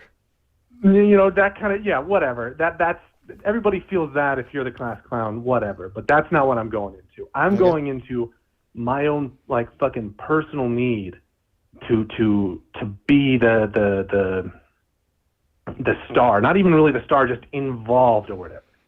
It's attention, oh my attention God. whore. Yeah, but not even attention, because I don't like being the center of attention. I just want to be involved. I like the need to feel included, even when it's like I really wouldn't care about this either way. It's like, yeah. You don't want to be forgotten. You don't want to be left out. That's it. I don't want to be left out, and I don't want to be forgotten, which is, stuff everybody wants that. Nobody wants to be forgotten and all that. But it's like the need I feel. How does this... I have to insert myself or see how I can help in any way so that I can be involved. How does this show up in your current life? Like you said, class clown, that's like a school thing, but then is that like your personality like at work as well? Like in any sort of group scenario? Is that like... For the most time, or I try to be, and then it's just like it'll not land, and then I'll be like, man, I'm such a shithead. Why did I ever speak in my life? Man, I should never fucking speak again because I said something vaguely stupid that I thought would maybe get someone to laugh, but now I just sound like a retard. I'll never talk again. Is that like, do those feelings change when you like are getting to know people? Because it sounds like the way you're talking about is like a group of people who you are they're either strangers or they're like, you're not like close with them. But how does that change when it's like a group of close friends, or is it the same? I think it's the same. Like maybe it's different for each, like how much you feel it, but you still feel it, Don't you track all your W's and L's with the close group of friends? It's like, well, I got an L this time, but I had 5 W's yesterday, so I'm still like in the clear. Man, I have points for all my friends. If they even fuck up once, they're uninvited at my birthday party. I'll never see those assholes fucking again. Everyone is definitely keeping track of your wins and losses. No, but it's like, oh man, I sound like an idiot, and I hate sounding like an idiot. Does this happen when you're drunk or all the time? All the time. I mean, honestly, when I'm drunk, people tell me I'm cooler, which I'm like, that's horseshit. You're lying to me. You just think I'm fucking stupider or something. And there's something else. I was writing this down so I wouldn't forget because I'm a dumbass. Mm. I feel like everybody's come in here with these like ideas of changing themselves to not feel hate about themselves. It's like, oh, well, I wish I wasn't like this, or I wish I didn't do that, or I wish I was a baller, I wish I was taller, so on and so forth. The minute hour is going to tell me how to be cool. Yeah. But I feel like people have to realize nobody out there, likes even a remote part of themselves. There are bits and pieces of every person that they're like, oh man, if I could lose that pinky toe, I'd be $1 million. I'd be on top of the world. Everyone could suck my dick, if I just didn't have my pinky toe. And it's like, that doesn't make any sense. That's part of your foot. You need that to walk around. You part of you is hating yourself. Part of you is that destruction and that breaking down and being like, oh man, I really suck. Because that's the only way you're going to go, oh, okay, maybe I should do something different. Absolutely. Maybe I, shouldn't be interested in teenage girls. Maybe I shouldn't be mad at everyone because I have no money. Maybe I shouldn't be sad because I have a huge cock. I just have a huge cock. And it's part of it is we have to hear other people saying it so we can hear how annoying it sounds. So then when we relate it to ourselves, like, is that how I sound when I talk about how much I hate myself? Because that person just sounded like a fucking little bitch. Like they should just do X, Y, and Z, obviously, but those people can't just do that in their own minds. I'm constantly around people going, man, I hate my life. I'm so depressed. I'm so edgy. And I'm like, dude, grow up. And then I realize, man, I'm that dumbass. I just don't say it out loud. And I'm like, fuck. Hating yourself is like a part of it, at least, is like recognizing that there is room for improvement. So that's a good thing. It is good to understand that there are parts of yourself that could be improved upon, could be better. I have a question for you, Mr. Minute. Okay. I have a question for you. Say you're back in that comedy club. What would it take for you to go up on that stage, Mr. Minute? Like, what would have been the change in the environment? Because you went in there with the confidence feeling that was like, oh, all right, okay. All these clowns are going to be dumb hicks, and I can piss in their water. You know, I'm going to be the cream of the crop, funny MVP guy. Right. What would have changed to make you go up there and do that? If everyone else had bombed and you thought, oh, I can win this crowd over in a snap second? I don't know that would have worked either. I think, like, what it takes is just a, get over it type mentality of, like, I should just do it because that's why I'm here. Is why I spent time driving here and sitting here is so I could do this. And I knew when I got home, like, how shitty I felt for not going up was a lot shittier than how I would have felt if I just went up and bombed.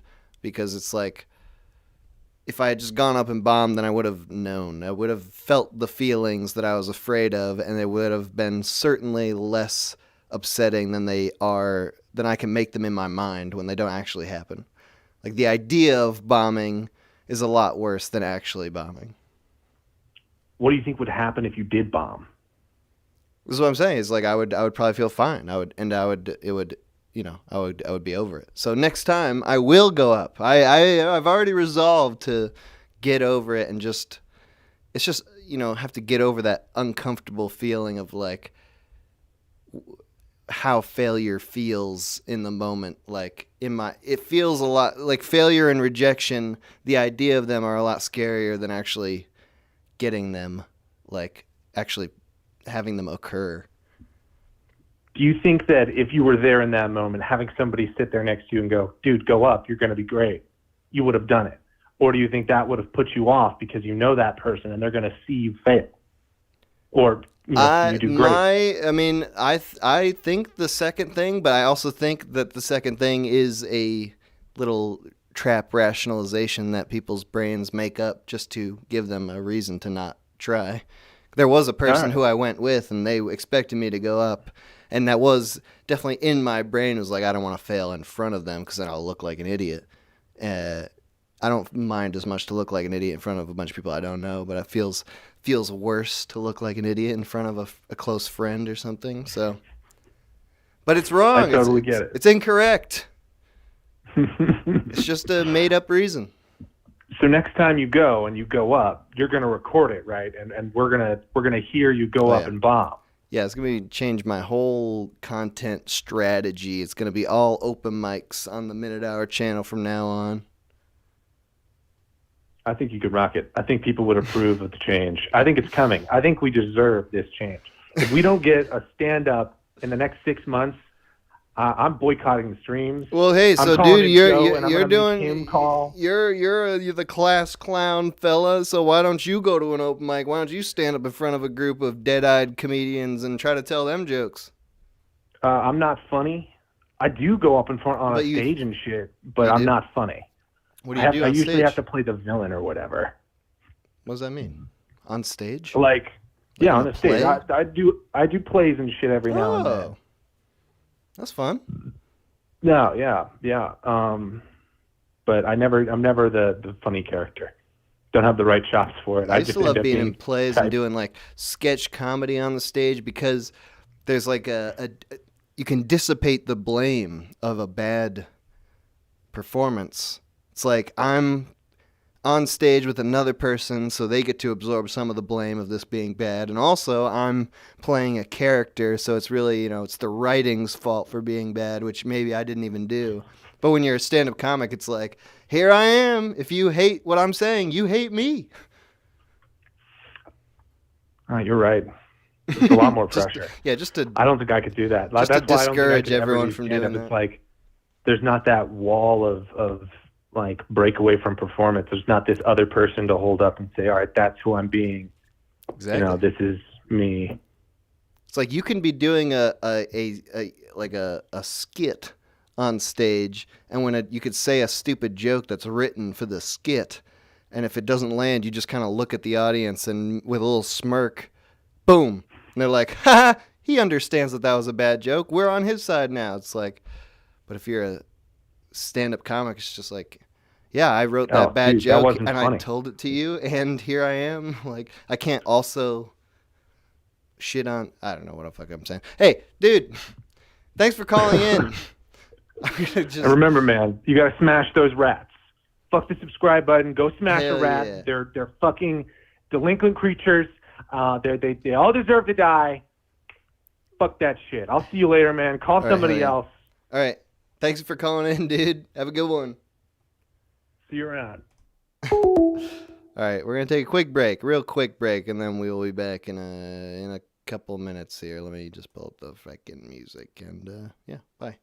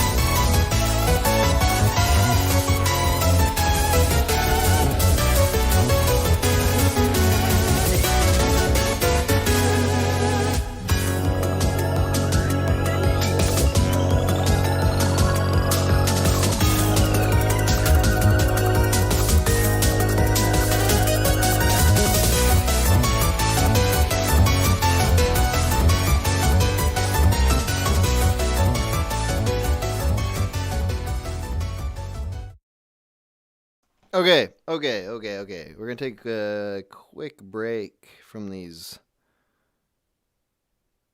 call-ins. I'm going to do a call-out in a moment here. Excuse me. My God. Should have done that during the break. All right. Before we get into the calls again, first of all, thank you for listening to this stream. This has been a weird one for sure. This one's going to go down in the books as a weird one. A weird one. Still don't have anything to say about it really beyond that. It's just weird. I feel awkward. But anyway, we are back. Wait, what the fuck am I even trying to say? Okay, yeah. So, Chunk. We're going to quickly talk Chunk here. All right, Chunk, if you don't know, is this independent publishing project that I'm working on with myself and Moxie Famous. Moxie Famous, the guy who prints the zine, The Mighty Lighthouse, for the past 5 years. If you don't know what the zine is at this point, The Mighty Lighthouse, God help you. It's something we've been doing for 5 years. It's just like a bunch of people submit, and we collect it, put it into a printed thing. Sort of separate from that is Chunk, which is a Gumroad. If you go to chunkmonthly.gumroad.com, you will see a bunch of things for sale here. What Chunk is, it is a service where you pay $10 a month and you get a new piece of physical media in the mail every month. Every month that you get charged, you get a new thing in the mail. They're all completely unique, new thing every month, unique thing by a unique independent artist. Sometimes it's stuff that I've made, sometimes it's things that people who I've worked with have made, but it's all people who are, like adjacent to the Minute Hour. It's comics, it's zines, it's CDs, soon it'll be DVDs, and a whole bunch of other stuff. We just started a couple months ago, so if you don't know about it, that's all right. chunkmonthly.gumroad.com. You can look at it right here. You see on the computer screen, on your computer screen. That's what it looks like. Right now, there's the Chunk Monthly option, which is the standard thing. You pay $10 a month. This is for USA only, by the way. This one, the monthly option. You pay $10 a month, you get a new thing in the mail every month. All right? So what's coming to people who were charged in January, what's coming to them is this comic, this pair of square comics called Bug Saga, Volumes 1 and 2. And this is by artist Odin Odang O.B., who's a guy who's a long-time contributor for the zine, The Mighty Lighthouse, and also, the various live shows that we've done, like the Chronocast and Subatomic Television. These guys have been around for a while, submitted lots and lots of art and music and writing. Bug Saga is a comic by him. We have it here as a pair of square booklets. They're these tiny little 4-inch square booklets. Nice little miniature ones. We haven't done a square booklet like this before, but here they are. This is what the test prints look like. The link to buy this is in the description of this video. If you sign up for Chunk Monthly at this point, you're not going to get Bug Saga. All right, it's too late. Chunk Monthly is if you got charged in January, you're going to get Bug Saga. If you sign up for Chunk Monthly now, you will be getting The Cheese to Meet You Mouse, which is this guy, which is a comic, also a comic, but a different proportions, more like the zine size, where it's 8.5 inches by 5.5 inches, or the reverse of that, the tall version of that. I don't know how dimensions work. The Cheese to Meet You Mouse, very fun, dark, disturbing comic. If you sign up for the monthly thing, you'll be getting that in a few weeks. If you get charged anytime between February 4th and March 3rd, you will get The Cheese to Meet You Mouse, which we'll be talking about more when that's like in production. But today we're talking about Bug Saga, which is currently in production. And even though if you sign up for monthly, you're not going to get it, you can order it individually if you click on the link in the description of this video. There's like 20 of these left. All right, we do these in limited runs. All the chunk stuff, the idea is to sell out so that we don't have just extras of everything and you don't have to spend extra time making extra things and spend extra money. We sell them out. So, like 75 of these are going to the Chunk Monthly people who were charged in January, and we got like 25 left over for people who want to buy them individually. And by individually, I mean you get both. You get volume 1 and 2 for $10. It also comes potentially with some Bug Saga trading cards, although that's still kind of in the works. So if that doesn't work out, it would be replaced with the Minute Hour logo stickers, which I have 3-inch and 2-inch Minute Hour logo stickers, nice vinyl stickers. So if the trading cards don't work out, you'd be getting that, plus the Bug Saga booklets. But yeah, this Bug Saga thing, this is a comic that's Odin Odang OB was just sort of working on and by himself and uploading to the Discord where people submit things for the Mighty Lighthouse, the zine, and we all enjoyed it, and he kept making it, so bada bing, bada boom. He made enough of it that it's a thing, a real thing.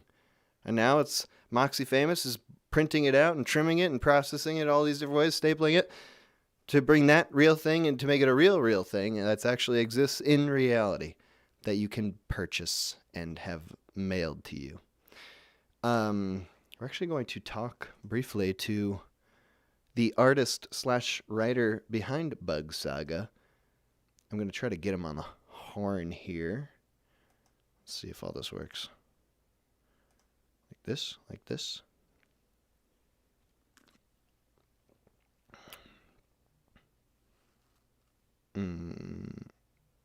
Hello? Hey, sorry, I was stream. Yo. This is hopefully you weren't. What? How long were you ringing? Like 12 seconds maybe. Okay, good, not too long. No. Hey. So this is Odin Odang OB? Yeah, that's me. Which do you prefer? If I had to call you just one of those names. You can call me by my first name, Odin. Odin? Okay, Odin. Good. Well, hey, Odin. First of all, congratulations on Bug Saga. We're looking at the pics right now. A flurry of orders just came in as I was talking about it. Oh, hell yeah. And, I was just sort of explaining how you were just making this of your own accord and uploading it to the Discord, and people were really enjoying it. Yeah, it's kind of funny. The whole thing was a huge accident. In what way? Well, I mean, I started making it because I wanted to, and also sort of as a low-key shitpost. Mm. But you know me, I take things very seriously, so once I start a story, I have to make it good. You kept it going. I mean, what did you keep it going because people were enjoying it, or did it come down to you? A little bit of both. Like, I had more I could explore with the concept of bugs and rats and shit. There's more thematically that I could cover, which I don't want to get into because it might spoil, booklets for. I actually did not explain anything about what the comic was at all. Do you want to give an overview without spoiling everything? I think the description you put on the Chunk Monthly is succinct enough. I'll just read that. I'll read it. Yeah, go right ahead. Bug Saga, Volumes 1 and 2 are a new pair of 20-page black and white comics about a man being followed by a gaslighting bug. Can he find love with this bug on his shoulder? Can he find a decent meal? Read to find out. There you go. And the meal part is very important because like the restaurant the bar he always goes to has like some of the best wings, but the poor guy never gets a chance to eat any. I know it is a vital part of the story. We don't want to spoil exactly. Yeah, the meal situation. I mean that's some volume 3 shit. I shouldn't have said that, but yeah. Yeah. Well, So I was just talking about, so this is, Bug Saga. It's available from you. It's a really cool thing that we're doing, but we don't want to.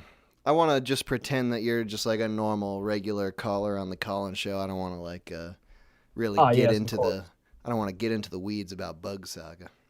No special treatment for me, no siree. That's right. So we're talking about self-hate today. Things that we hate about ourselves personally. Do you have those things in your life? Not anymore. Not really. What? When I was younger, I guess, but that was back when I was like way more hard on myself. But so you're the first enlightened person we've talked to today? Absolutely. I'm a bit of a narcissist, actually. Was that? I think like the. Go ahead. No, go on.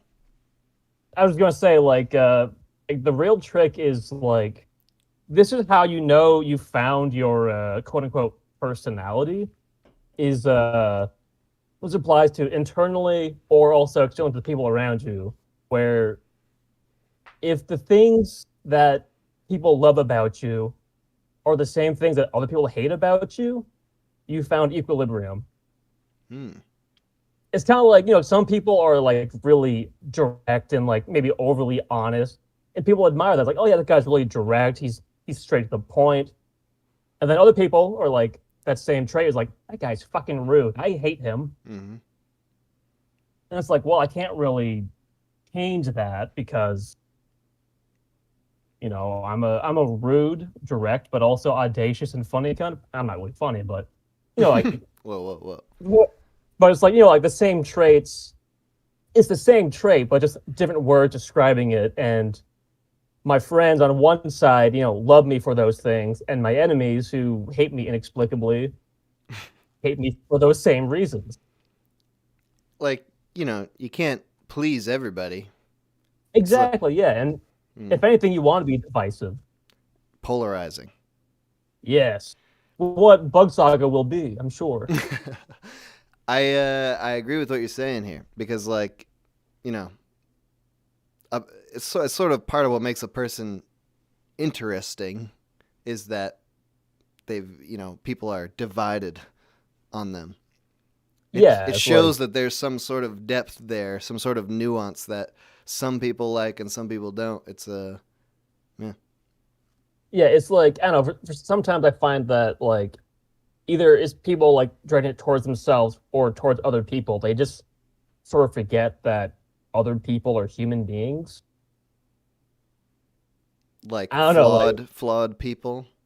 Yeah, or it's like, or even where it's like, you'll just forget all the good aspects of someone because you hate them for some reason, or vice versa, because they're your favorite person, you'll just kind of gloss over their flaws.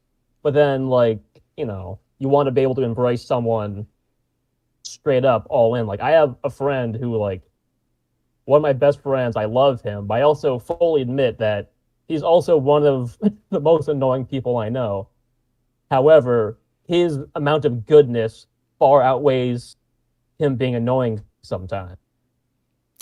And I think because of that, and because of all that goodness, there's enough good there that I wouldn't trade anything to replace his annoyingness because he's just such a good person that honestly negligible amount of annoyingness is completely passable. I don't care. I wouldn't change it. I would never tell him, hey, fix that. And it's like the sign of having a deeper relationship with someone that you can acknowledge the good and the bad. Like, there's a lot of really shallow relationships people have where it's like someone is completely dishonest. They're always like just putting on a show whenever they talk to their friends, and like the friends think like, oh my God, like they're a perfect person. But like that's a very shallow relationship where you don't actually understand the faults of someone. Yeah, it's like, this is probably a bad example, but it's like people who like humanize their pets. And you know what I mean? Where it's like, oh, he's just like people. No, he's just like a dog. He's a dog. You treat him like a dog. Like he needs dog respect, not human respect. Do you have dog respect? Do you have any dogs or cats that you exercise? Not anymore. Yeah. I mean, like that, they're all dead. But yeah, like I don't know, or it's like just forgetting that these things are wild animals. Like, actually, here's a really off topic. It's not self-hatred at all. It's me hating other people. But like, since moving, and I have a theory for this, but since moving, I've become more dog racist. It's like like like breeds of dogs or against all dogs? Dogs in general. Oh, okay. Mainly because I've now encountered so many bad dogs.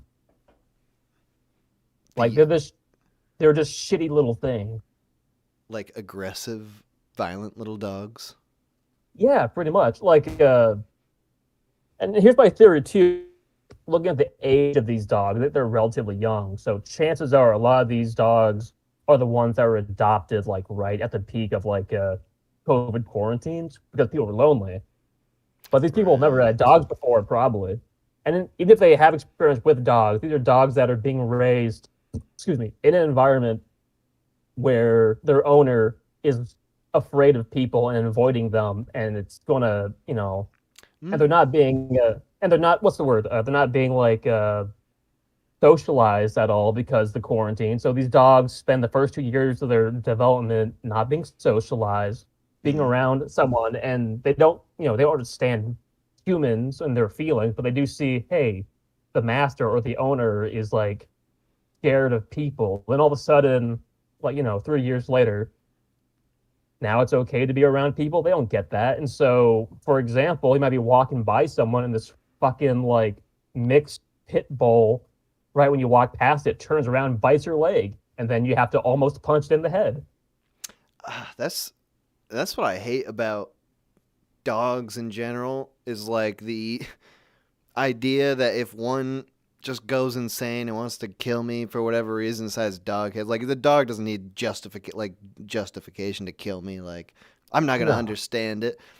I don't want to have to kill a dog or like hurt it as hard as I possibly can. Like, I'm not ready to deal with that shit. I don't want to get into primal fight or flight mode with a beast. I haven't had to do it yet, but I've made my peace with it. I'm definitely ready to kill a dog. You're if I ready? have to. Yeah, I'm ready. Does it depend on the dog at all? I mean, like, yeah, if it's like a smaller dog, I'll just step on it with my boots. I'm ready for that. I'm ready to hurt a small dog, but like to engage full body, like full fighting technique with a large dog. That sounds fucking traumatizing.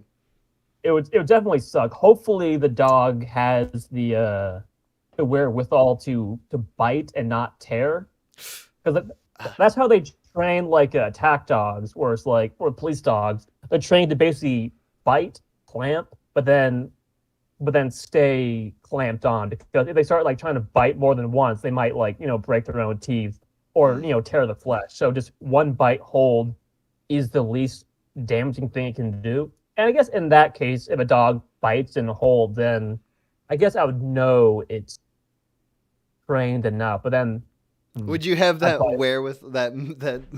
wherewithal, the mental fortitude in the moment to be like, all right, this is a trained dog. I don't have to really go full force beating the shit out of it. I would hope so. I mean, I assume that like being attacked by a dog is not too different from being in a car crash. Time slows down. You start really just thinking and I've never been in a car crash either. I've been in quite a few. None of them my fault. Mostly my mom. She's a terrible driver. Some caused by icy roads. And time slows down. You have time to prepare yourself for the crash. At the very least, gives you time to kind of think and just kind of gather like why it's happening, or it's like, I wish I wasn't on the driver's side with the car going to T-bone the vehicle I'm in. But that's just me. I don't know. Maybe I'm like a prodigy or a savant of violence. I'm just always ready to kill. Yeah, it sounds like you got no problems. Like, you're ready to beat the shit out of a dog. You got no self-hate. I mean, and the thing too is like, if I'll kill a dog, then people watch out because I like dogs, despite being racist towards them. Have you ever been in a threatening situation with a person? I not a real one. Like there was one time where one of my oldest brother, like one of his friends, saw me like at the corner and like put me in a headlock and like it's pretending to be a mugger and like saying, "Oh, I'm gonna stab you." Oh. But in my head, my thought was, "Well, this is a bad situation. My house is right there. How do I get out of it? How do I kill this person who has my head?" but then so you weren't panicking.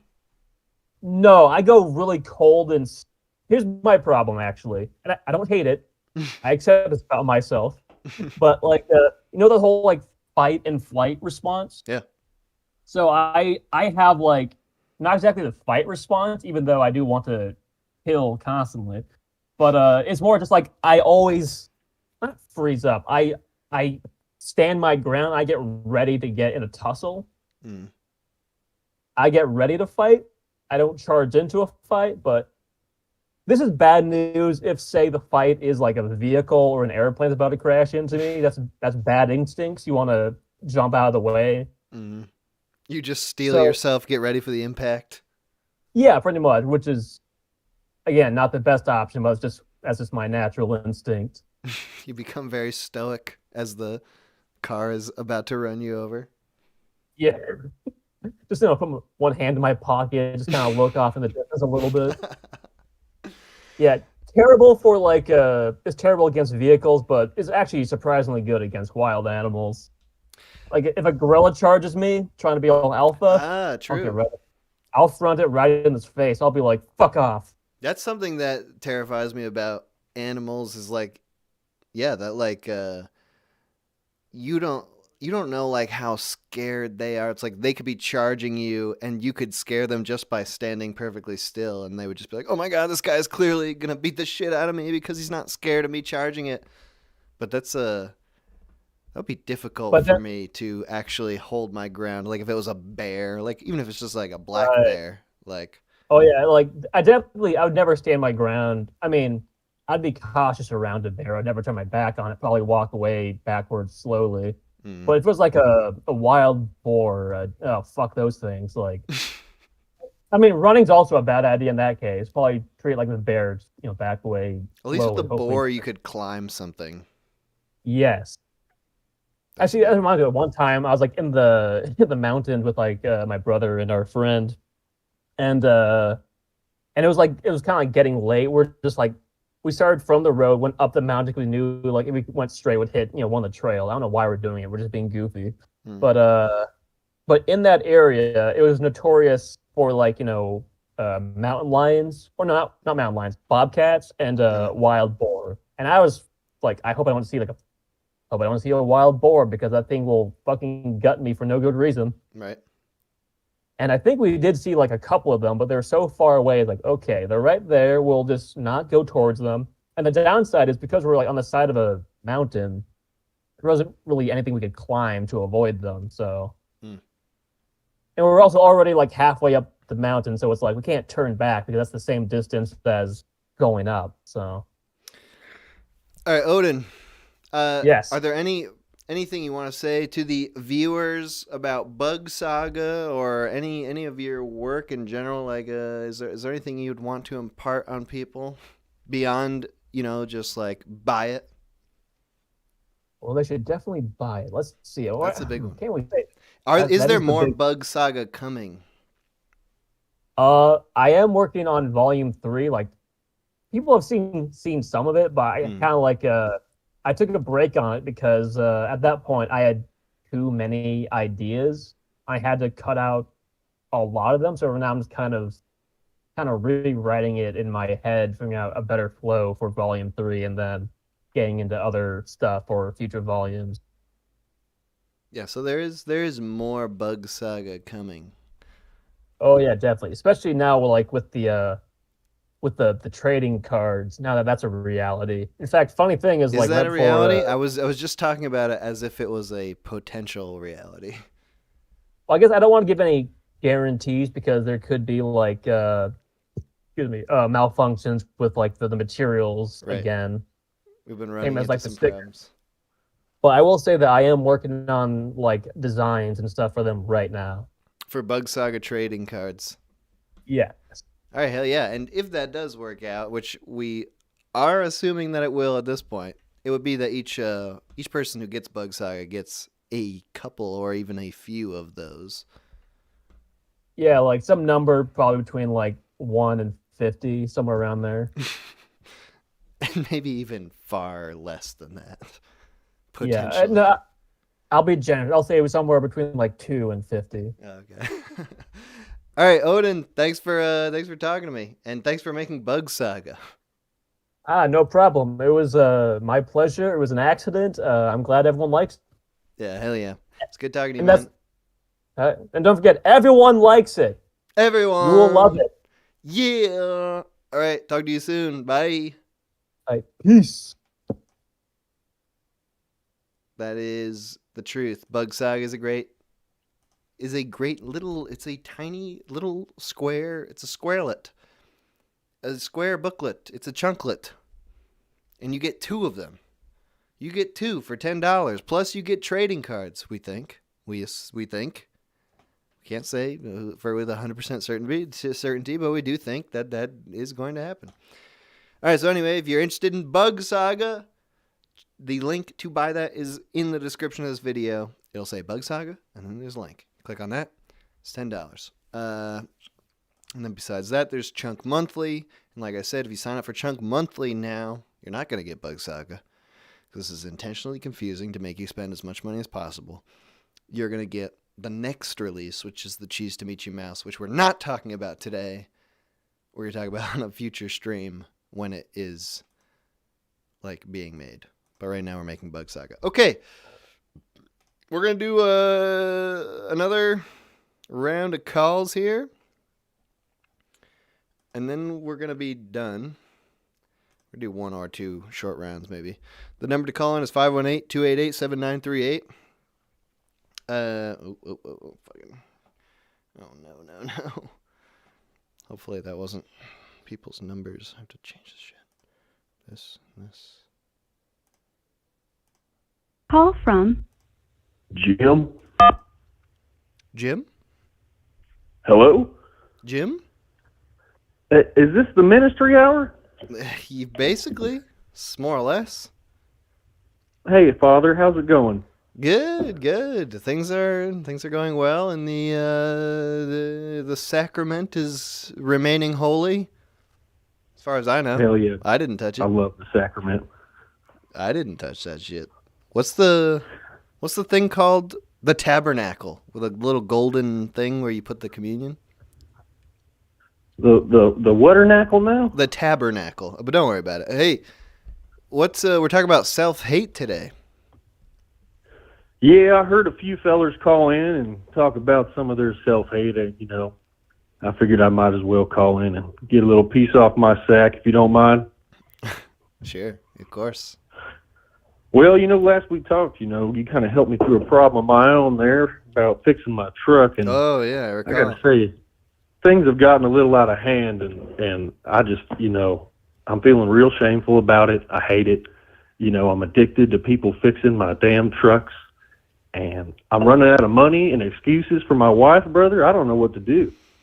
I mean, how much fixing can be done on one truck? I mean, and once it's fixed, ain't it done? Well, that's the thing, man. This sin's got a hold of me, man. I hate it. I hate myself. I'm making up problems now. I got a truck fixed by some guy the other day, and I turned around and took the spark plugs back out and said, listen, man, I need to take it back in here. Are people getting wise to this? Yeah, one guy did, and it got kind of awkward, Right after I called, I took it into a guy named Tony. He was a good guy. I kind of wanted to sneak my way into my shop and see him working in there, getting all greasy, but he was kind of hesitant at first, He said he don't want people in his shop, but I kind of talked him into it a little bit and got in there and saw him wrenching, and he let me use some of his tools, and we had a good thing going. But by about the 3rd flat tire, he's like, listen, brother, I don't know what's going on here, but you might want to find another mechanic. Well, that seems absurd. I mean, you're still paying him. You're giving him business. What's the difference? How much enjoyment, potential sexual enjoyment you're getting out of this? Well, I think, it's a new thing for me. Maybe I came on a little strong. I was kind of You came where on I shouldn't him? have been. What? Whoa. No. I came near him, okay? Hey, as far as I know, the garage is a no-cum zone. Well, there's some parts here up north, I've been told about on some forums where, the rules are a little flexible on that. That's what you'd like to believe, it sounds like. This mechanic was maybe trying to give you a little reality check. Well, I'm not comfortable with it. It's new to me. It's strange, and I hate it. I don't know. I'm shameful about it, brother. What can we do about this? I mean, you got to find somebody who's game, I guess. I would love to be the kind of man who could fix his own truck, who could just go out there with his own tools and figure out a problem, but I'm hooked, brother. I don't know what to do. I'm ashamed. I mean, if we're honest, it sounds like it goes a little deeper than that. I mean, it doesn't even sound like it's 100% about fixing the truck. If you're going to be breaking the truck just to have it fixed again, I mean, what are you after? Well, I'm equal opportunity, man, woman, I don't care. As long as they're Bridgestone certified, the way that they handle and troubleshoot my vehicle, I don't know how to explain it. Does it have to be in person? Is the physical aspect, is that important to you? Well, I was a little nervous about going into a shop at first, so I started watching some YouTube videos and some do-it-yourselfs, and I was doing it myself. And about, when we ran up 50 G's on the internet bill, the wife started asking some questions. 50 G's? You were just looking up car repair videos, and it cost you $50,000? Oh, I'm subscribed to more YouTube channels than miles I've got on my Buick. Tim, Eric, the car guy, the Tony, the wrench it man. It's out of control. It does sound out of control. I mean, yeah, it sounds like an addiction almost. I don't know how to live with myself. How long has this been going on? When did it start? That's a great question. I thought I was capable of fixing my own stuff, and I think the first time I ever, was not able to fix a truck on my own, and somebody came and fixed it for me, something just snapped inside me. I thought, you got locked in, eh? We had a guy who called in a little bit earlier. He was talking about being locked into a certain mindset. Oh yeah, what was his problem? Pedophilia. Jesus Christ, and hold the gravy. So it's a scary road. It's a long, lonesome road. I mean, you gotta maybe. So what I'm saying is, like, you might have something you gotta figure out here before it turns into something else, something worse. Well, I guess that cheers me up a little bit. I guess my problem has to do with four-wheel drive and not fourth grade.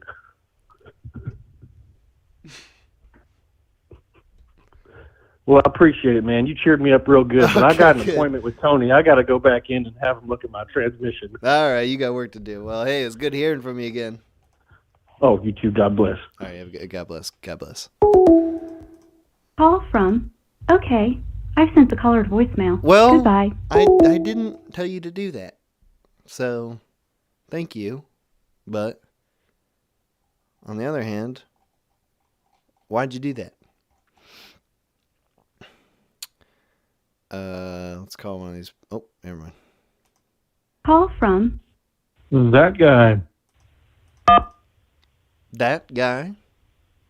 Hello. Hello. How's it going? Oh, it is going pretty well. How are you doing today? Pretty good, pretty good. Just hanging out, doing the call-in show, talking about self-hate. Oh, yeah. Well, I probably got a little bit of experience in that one.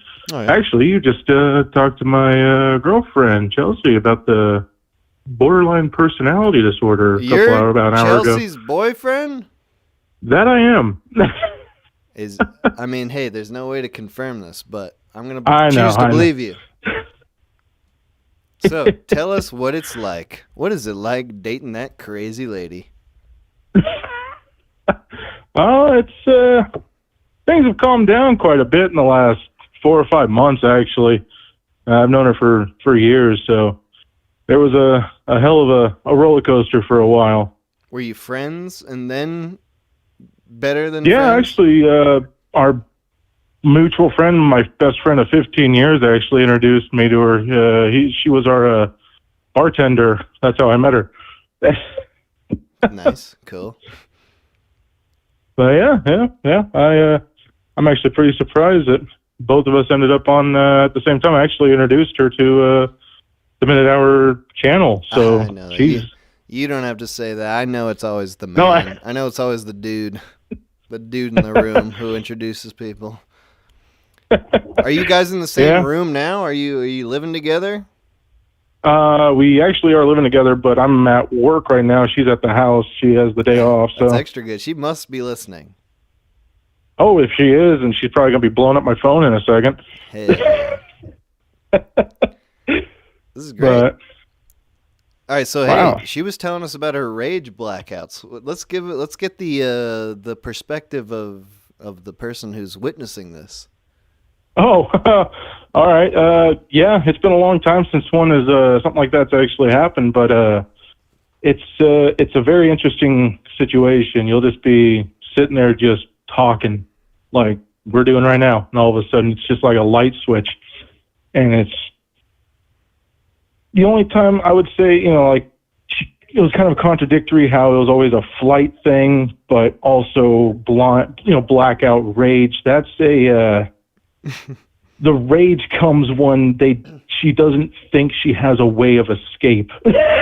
Hey, that's a classic psychological thing.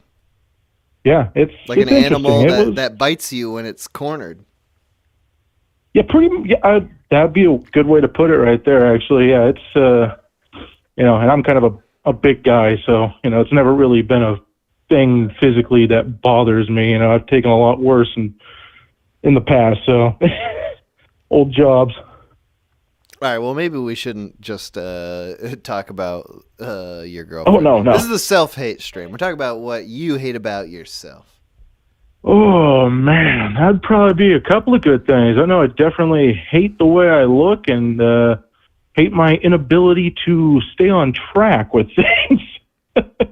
On track, like with finishing projects or something? Like? Oh, definitely finishing projects. I got just, I used to build cars and motorcycles and stuff like that. And, I got a bike sitting in my shop right now, half done. It's been half done for a year.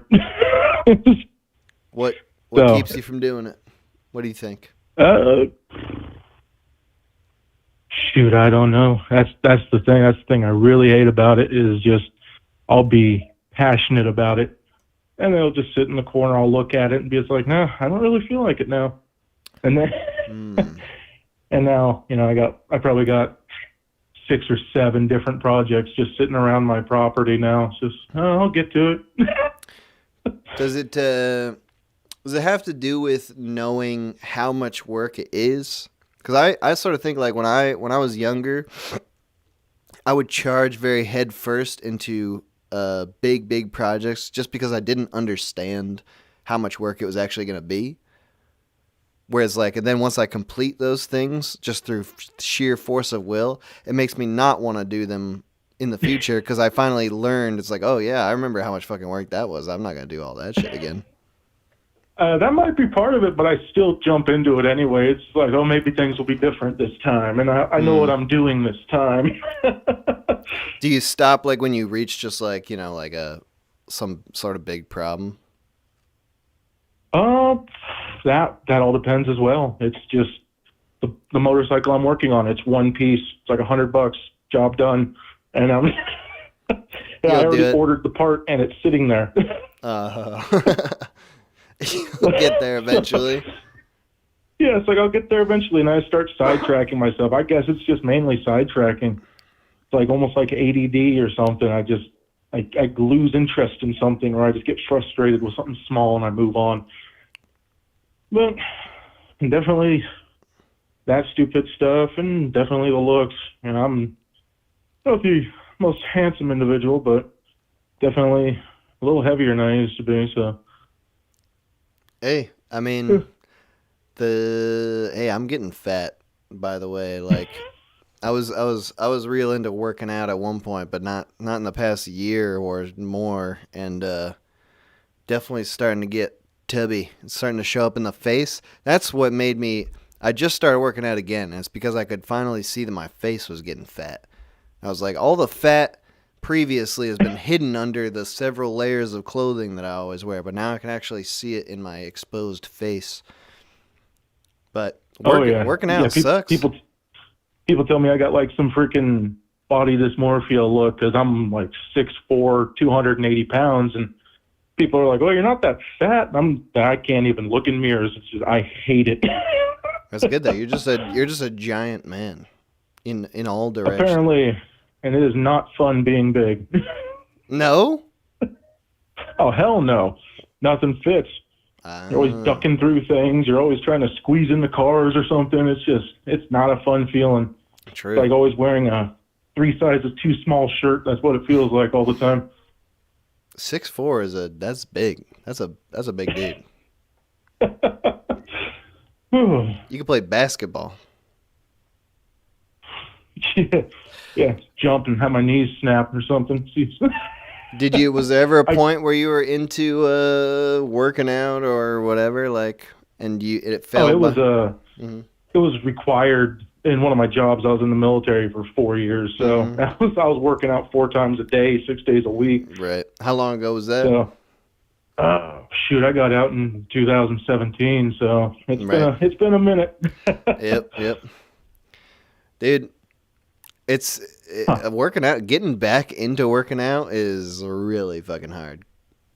And it's difficult when, the only experience you have with it is, I have to do this, and it's going to take 3/4 of my day to do it. So all of a sudden you're like, I better get back into shape. And it's like, oh, there goes my entire life.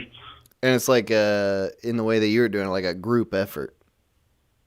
Oh, yeah, definitely. You don't have a choice. It's going to happen. Right. The last time I was working out for real was like, I have a Discord server where a bunch of people submit things to the zine that I make.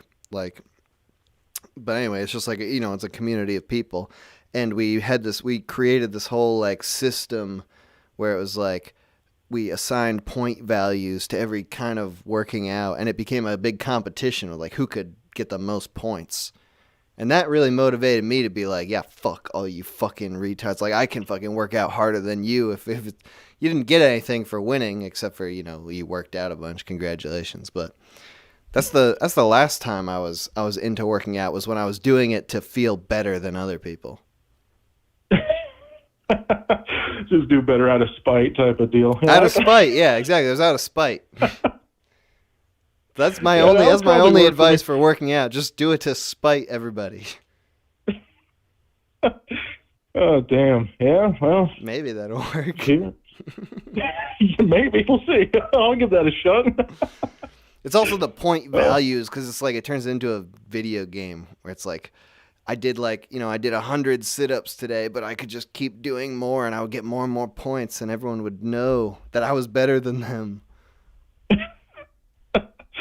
Oh, damn. Well, shit. If I made an app that had the points in the system, would you join up? Would you download my app?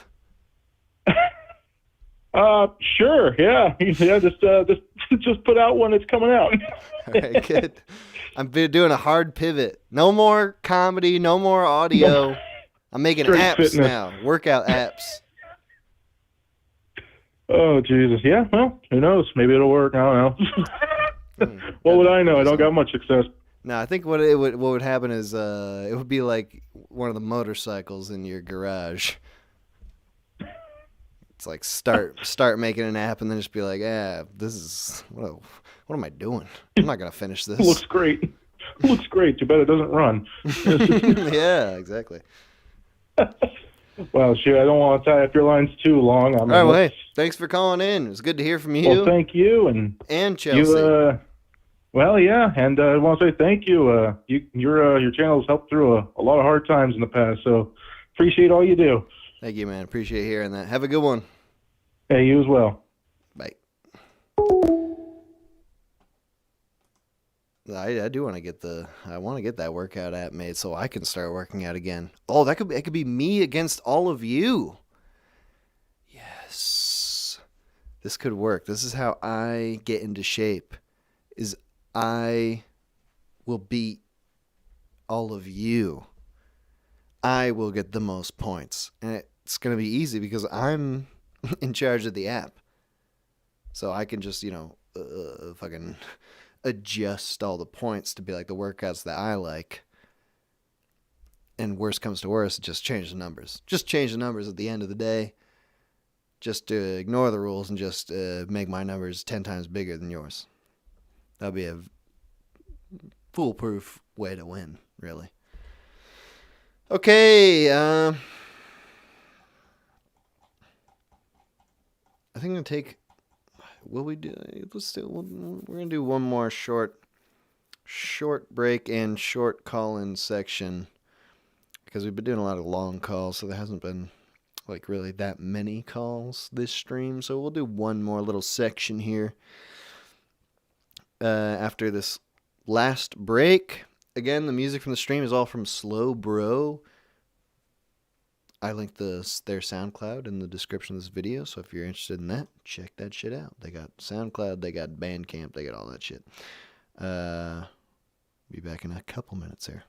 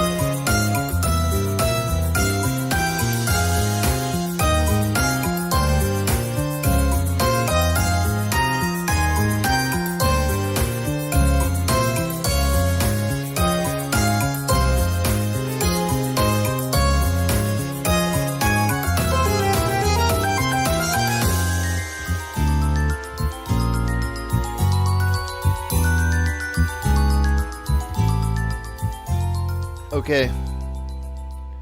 We are wrapping up the stream here. We're going to do one final little bit here. A couple more calls. And then we are going to call it. You can call in now. The number is 518-288-7938. Let me put that back on the screen. 518-288-7938. Talk to me about some things that you hate about yourself. Here we go. Let's begin. Call from to accept. Hello? Hello? Hello? Hello? Who's this? This is Rashid calling. Oh, Rashid. It's good to hear from you. Yes, I haven't called in a while. How are you doing today? Quite all right. Quite all right. No complaints. What about yourself? Well, I was feeling okay until I started hearing some of these cows today. Oh, no. And it made me hate myself even more than I normally do. People's callers' self-hate made you hate yourself. Yes, because I heard my friend Charles and Chelsea talking today. Oh, you know them? Yes, I know them very much. Charles has been my best friend for over 15 years, actually. He helped me come into the country. Wow. Of Canada, yes. And Chelsea, you know through Charles? Yes, but I know her more intimately now. In what sense, Rashid? Well, you know what I mean. You've had sex with her. I am so sorry, Charles. I know you are listening right now, but it wasn't with the personality that you know, Charles, okay? Oh, you had sex with one of the moods, the many sides of Chelsea. Yes, I did, yes. Which one? It was a nice one. It was one of the ones where she didn't her age. Is that your type? No, well, in a way, yes, but I quite like a spicy woman. You like a spicy woman? Yes, I like a spicy woman. That's why I quite like Chelsea. That was what first attracted me to her. But when we met, she was so much kinder, so much nicer than what Charles would tell me. I'm so sorry, Charles. I am so sorry. So this is what you hate about yourself: is you're a homewrecker. Well, yes, but it's not even a real home because, like, Charles, he's at work right now, and I'm driving over to see Chelsea right now. It's not a real home. Oh no, it's happening now. Yes. When did this start? About 14 years ago. Oh dear. What? Why? I mean, why don't you and Chelsea? Why aren't you just dating then? If you're having sex for 14 years. She's not really my type, but she's okay for fun time, I suppose. There's only one of her types that is your type. Exactly. I like more of a spicy woman. Why do you continue to go back then? I don't know if I should say this because Charles might be listening, but it is a thing that she does. Oh, a sexual thing? She makes nothing like that. Oh, good. She makes my toast really nice. Toast? Yes, she makes it really nice. She puts a little bit of paprika on top and it makes it nice and spicy. Whoa, I've never heard of that. Paprika on toast? Paprika toast? Well, it is fucking crazy, but that is just for you. It is nice and spicy. Is that sort of like a delicacy from where you're from? Yes, it is from Manitoba. It is very. Oh, well, That's interesting. So you continue to have sex with Chelsea, who's in a relationship, because after you have sex, which is okay, which is not, your whole cup of tea, she makes paprika toast for you. Yes, and I hate myself for it. Well, hey, I get it. That's a weird one. It is. I feel like it's an easy solution though. Just stop. Oh, what would you say is the solution for this? Stop having sex with this person. Make your own paprika toast. I mean, if it's just toast with paprika on it, that seems doable. But she makes it so good. I've tried before to make it myself. Have you watched her like try to gain some insight? I can't look at her. She is not. So it's almost solely for the toast. Yes. The whole sexual thing is just to get her to make you toast eventually, afterwards. Because nobody makes me the toast. Nobody makes me the toast. Do you ever like get like into the foreplay scenario and you're like, oh, perhaps instead of having sex right now, you could make me toast and then we'll have sex, and then you leave right after the toast? Honestly, I've never thought of it this way. This is quite enlightening, I would say. It probably only works once or twice though before she gets wise. Yes, but it would take more times because she's got more personalities. Oh, you could do it once for each. Exactly. That is what I like about her. She forgets. Yes, because one personality might get offended by me, but then 20 minutes goes by after the rage blackout, and boom. So that's kind of the long toast time again. That's the long-term solution you have here. Is like every time I go back, it's like a fresh. It's like she's making me toast for the first time. Yes, exactly. If only I could go back to that day 14 years ago when I was sitting in Charles's kitchen and she was in her house coat, going her up house to the coat? counter. Yes, going up to the counter.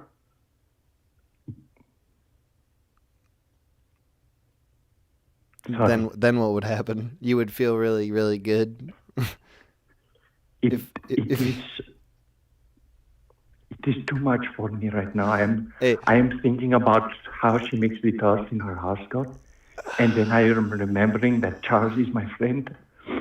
Rashid, what are you gonna do? I mean, you just gave away the whole goose. You gave away the goose. I don't know if that's an expression, but you just told everybody on the stream that we know that both these people are listening to right now, probably. You just told them, and you said your name, Rashid. It's you, Rashid, Charles's friend. Oh shit! Okay, I'm going. Why didn't you use an alias? I did not think this way. I'm going to hang up right now because I am at Charles's house right now. I am going to take your very wise words, and I am going to make her make me some toast. One more time. You should make your own toast. Maybe they got the special ingredients. You make it there. Okay, that is a very good idea. I will go there. I will steal the toast. Yes. All right. Well, there's nothing wrong with that. And then I will remember that moment for so many times. All right. Well, yeah. Okay. Yes. Thank you very much for taking my call. You are very kind. Yeah. I always appreciate it. Yeah, Rashid, always interested to hear what you're getting into. Yes, I'm so sorry, Charles. Please forgive me. Know that it was not for Chelsea's nasty snatch. It was for the toast. Good day. All right. Have a good one. Bye. Call from Clayton. To accept, press 1. To send a voicemail, What do you think that press 2. name was? Blakener? Hello? Holy shit! Yo! I made it in! Who is this? Oh my god! Huh? Who is this? I didn't catch your name. Oh, sorry. Clayton. Clayton, okay. I heard Blakener. No, it's Clayton. That makes a lot more sense. All right, well, Clayton, what's up? That's the villain's name in Tarzan. Okay, yeah, everybody's fucking says that. So first, before I get into my story, I want to say I am a longtime fan of yours. I love your videos, your comedy. You sound like Norm Macdonald. You're awesome. Thank you, man. I stole Norm Macdonald's essence when he died. Yeah. Well, you've been around before he died, though. Yeah, but I wasn't. But I wasn't. I didn't have the juice. I know. I get it. I took it You're from good. his corpse. Yeah, all right. Well, so Clayton, thank you. Thank you. Sorry. Go ahead. I'm just saying thank you loudly. We're talking about self-hate today. What do you want to talk about? Yeah. Self-hate. So, crap. I'm really high right now. So. Growing up, I've had it like really tough, and I've had really bad learning disorders and shit. You know, I never really made a lot of friends, and I had a whole thing where I was obsessed with SpongeBob, and I'd like go running around up and down like my elementary school classroom and shit, saying I'm ready and stuff. And it was so embarrassing now that I reflect on it. But, you know, growing up, I also, like, have hated about myself how that I was always, like, scrawny and skinny and stuff. So, like, I have, like, this body dysmorphia. Like I said, you know, I could contrast with the other guy because for me, it's like I've got reverse anorexia over here. Like, I'm trying to keep myself fat, right? So I purposely don't exercise and shit. And, you know, because of that, I've missed out on a lot of life experiences and stuff. And I hate that about myself.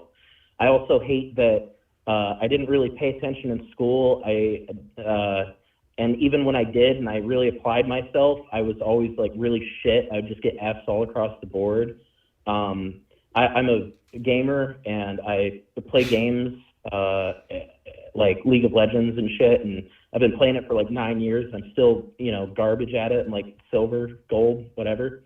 But yeah, so I have a history of attempting to kill myself, and like I'm covered in scars and shit. I've gotten hit by cars and stuff. But the very last time that I got hit by a car, I didn't try to kill myself. It was like, you know, I was having a good day that day actually, and I got hit, and I was like bleeding out and stuff. I was feeling cold and like I was blacking out a little bit, you know, and the ambulance came, they picked me up and I got my leg repaired and shit. My dad, at the time I was in high school, and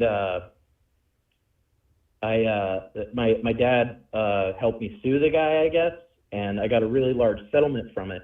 And with that settlement, I bought a little duplex, like half of a duplex, and I've been living here for a decade now. And I've been renting rooms out to people so I don't have to work, so I can stay fat and play video games. Yeah, but recently I've transformed on the inside because now not only do I like want to stay, you know, the way that I am, but I also want to like make more money and shit so I could have more weed and more games. So I don't have to bum smokes off of people, you know? You have a duplex, but you're bumming smokes off of people. Yeah, dude, because, like, times are tough, man. My electric bill is, like, $200, and I'm not even running anything much. Shit. Yeah, dude. Like, for one half of a duplex? $800. I can't live off of $800 a month anymore. Is that the settlement? No, that's I rent rooms out to people. Oh, okay, right. That I got from the settlement. Okay, but, you know, I don't, like, I hate myself still, you know, because, like, I feel like maybe if God exists, if he's out there, like, he's kept me around because I've actually helped people get on their feet and shit. Like, there were times where, like, my friends or people that I've let room with me who have not been able to pay me for a few months and stuff, I haven't kicked people out, you know?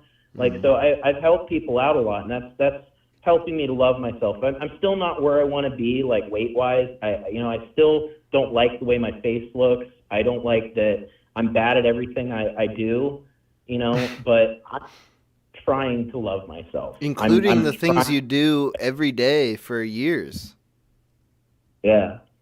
Why is that? Why don't you learn? What do you mean? Why don't you get better? Well, no. Oh, yeah, I am getting better now. That's what I wanted to say, too. So since the end of October, of last year, I was going to have to pay up my property tax, and I didn't save up quick enough, and I ended up paying it myself and everything. But then I was like, you know what? The way that I'm living just really isn't working out. So since October of last year, I've been, revamping my house. I've painted, everywhere in the guest bathroom. I replaced their toilet. I started, doing projects around the house, making things better. And I plan on actually, going out and getting work soon. I got an electric bike. Hell yeah! What kind of work? Yeah, so I'm doing better. I am learning. I don't want to just I don't want to just waste away and not really live a meaningful life. Just sitting around playing League of Legends all day isn't doing it for me anymore. I want to go out and do shit. Like my buddy went skydiving with his girlfriend a while back, and I saw the video from that. I was like, that's so fucking cool. I'm not living life. So you don't work currently. You get your income from renting. Yes. Have you ever worked? Oh yeah. And I've worked my ass off too, in quite a few places. I used to live in Arizona. Like around the Glendale area. I used to work at Village Inn. I used to be a dishwasher. I really applied myself to that job. I used to work at Dollar General. I used to work at Family Dollar, and all these places I've applied myself to. Like, it's not that I was bad at the job, but I'm also kind of dense, kind of dumb, so I get taken advantage of too. So I can get taken advantage of by coworkers or bosses, and it's happened before, like gaslit in the workplace, and I don't know how to deal with it. So I'm scared of that. So I just try to avoid not working a job because I feel like I'm going to be preyed upon by the people I'm working with. Are you is there a type of work that just appeals to you, where it's like, if I could just have this job tomorrow without any sort of effort, and I just had it automatically? Well, is there something that you want to do that I like doing? Sorry? I would want to do something that I like doing and that I'm passionate about. Like what? Like if you just had any option in the whole wide world, what would be the one that you want to do? Being an entertainer. Oh yeah? Like what kind? Yeah. Well, I used to really look up to Jim Carrey. I like I'm just I don't know, like I just like making people laugh, Do you? And I do it quite well, but like right now I'm nervous and shit because I'm in front of everybody, That we're judging you right now as hard as humanly possible. I know. I want to read the chat too. I can't wait. Yeah. Do you write, or do you like to do material that's already been written out? Like, well, see, I used to be on Gaia Online, and I would partner with the site and make my own items and shit. What is it? So I've kind of put. I don't know what that is. Website. I'm not familiar. Oh, it's it was an old forum site back in the early 2000s where you get to decorate your character. You make an avatar and shit. Dude, are you an old man? I'm 31. Oh, you're 1 year older than me. So yeah, you're as old. Oh, dude, that's awesome. As old as the hills. Yeah, no. I just turned 31 too in February. Oh, it is February still. All right, so that was a creative outlet that you had. Yeah. Do you have any of that now? Any creative outlets? Yeah, I do some pixel art and stuff. I got an account on Funny Junk, and I put shit up that people like on there. I play League of Legends, and I've been in a few of Tyler One streams. On a different account though, because never mind. But yeah. So this is like a serious. So I've done some shit. Is this a serious thing for you then? Like you want to make a career out of it, or is it just that this is an enjoyable thing? Sorry. Yeah, I do. I really want to be I want to be in. I really like League of Legends. It would be really cool to be a pro in that or some shit. Are you getting better at that now? Yeah. Yeah. I didn't buy that.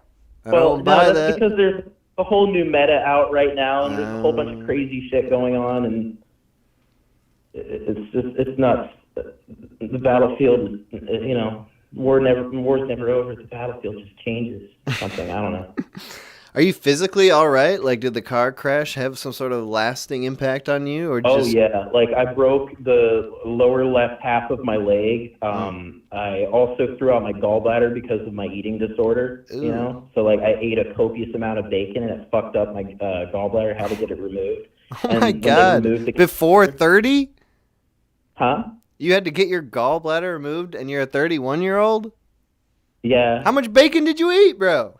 Dude, I used to work at fucking Cloisters or whatever, and I was a dishwasher there, and the cooks would just they were gonna throw away bacon at the end of the night, and I fucking love bacon so much, I'm nuts for that shit. No. And I didn't know that eating a lot of grease would fuck you up like that. I thought people were just full of it, it was just health nuts being health nuts, but that shit fucks you up. I had to get my gallbladder removed, and the doctor removed the catheter wrong, so now I have a hernia and stuff.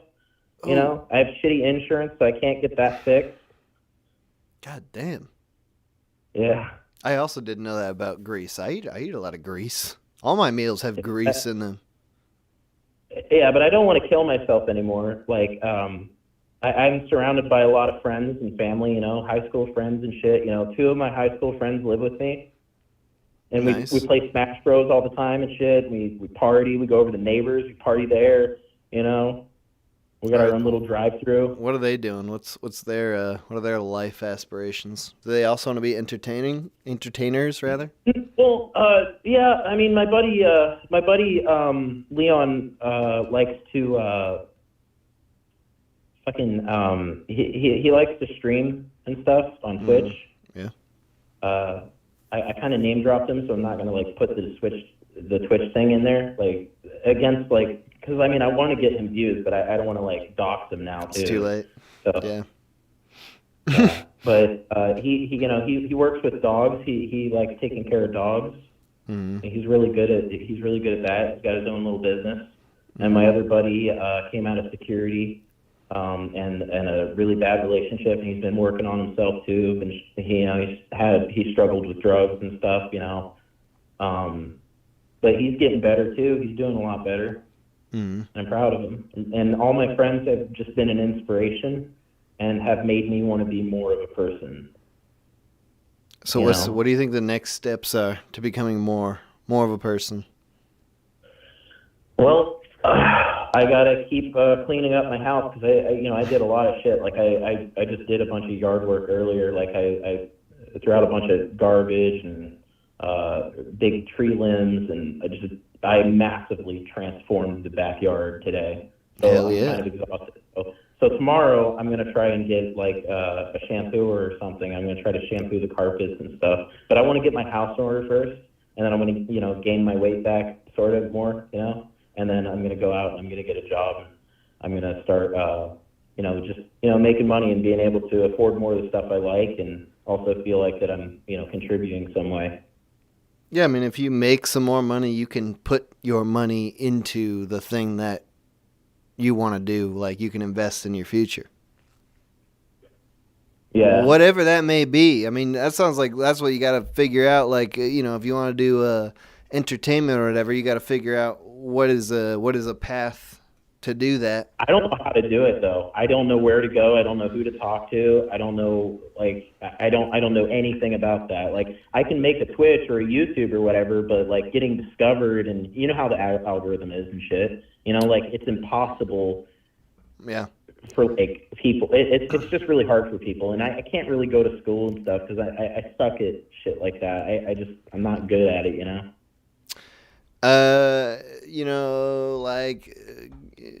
the whole entertainment on the internet thing is you got to accept if that's what you want to do. If you think that's what you want to do, there are going to be several years where you get absolutely no recognition for anything, and you have to put out stuff throughout that entire several years. Before they got noticed? Say what? The minute hour? How long? Yeah, how long were your tunes up before they got noticed? The cartoons are what got me noticed. Like before, I know. Before, Yeah, because I was with you before that.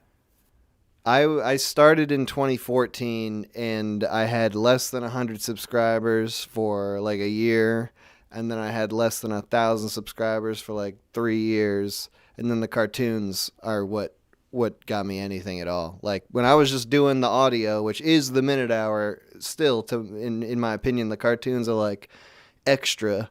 When I was just doing the audio stuff, I never got more than like 10 or 15 or 30 views on a video. Like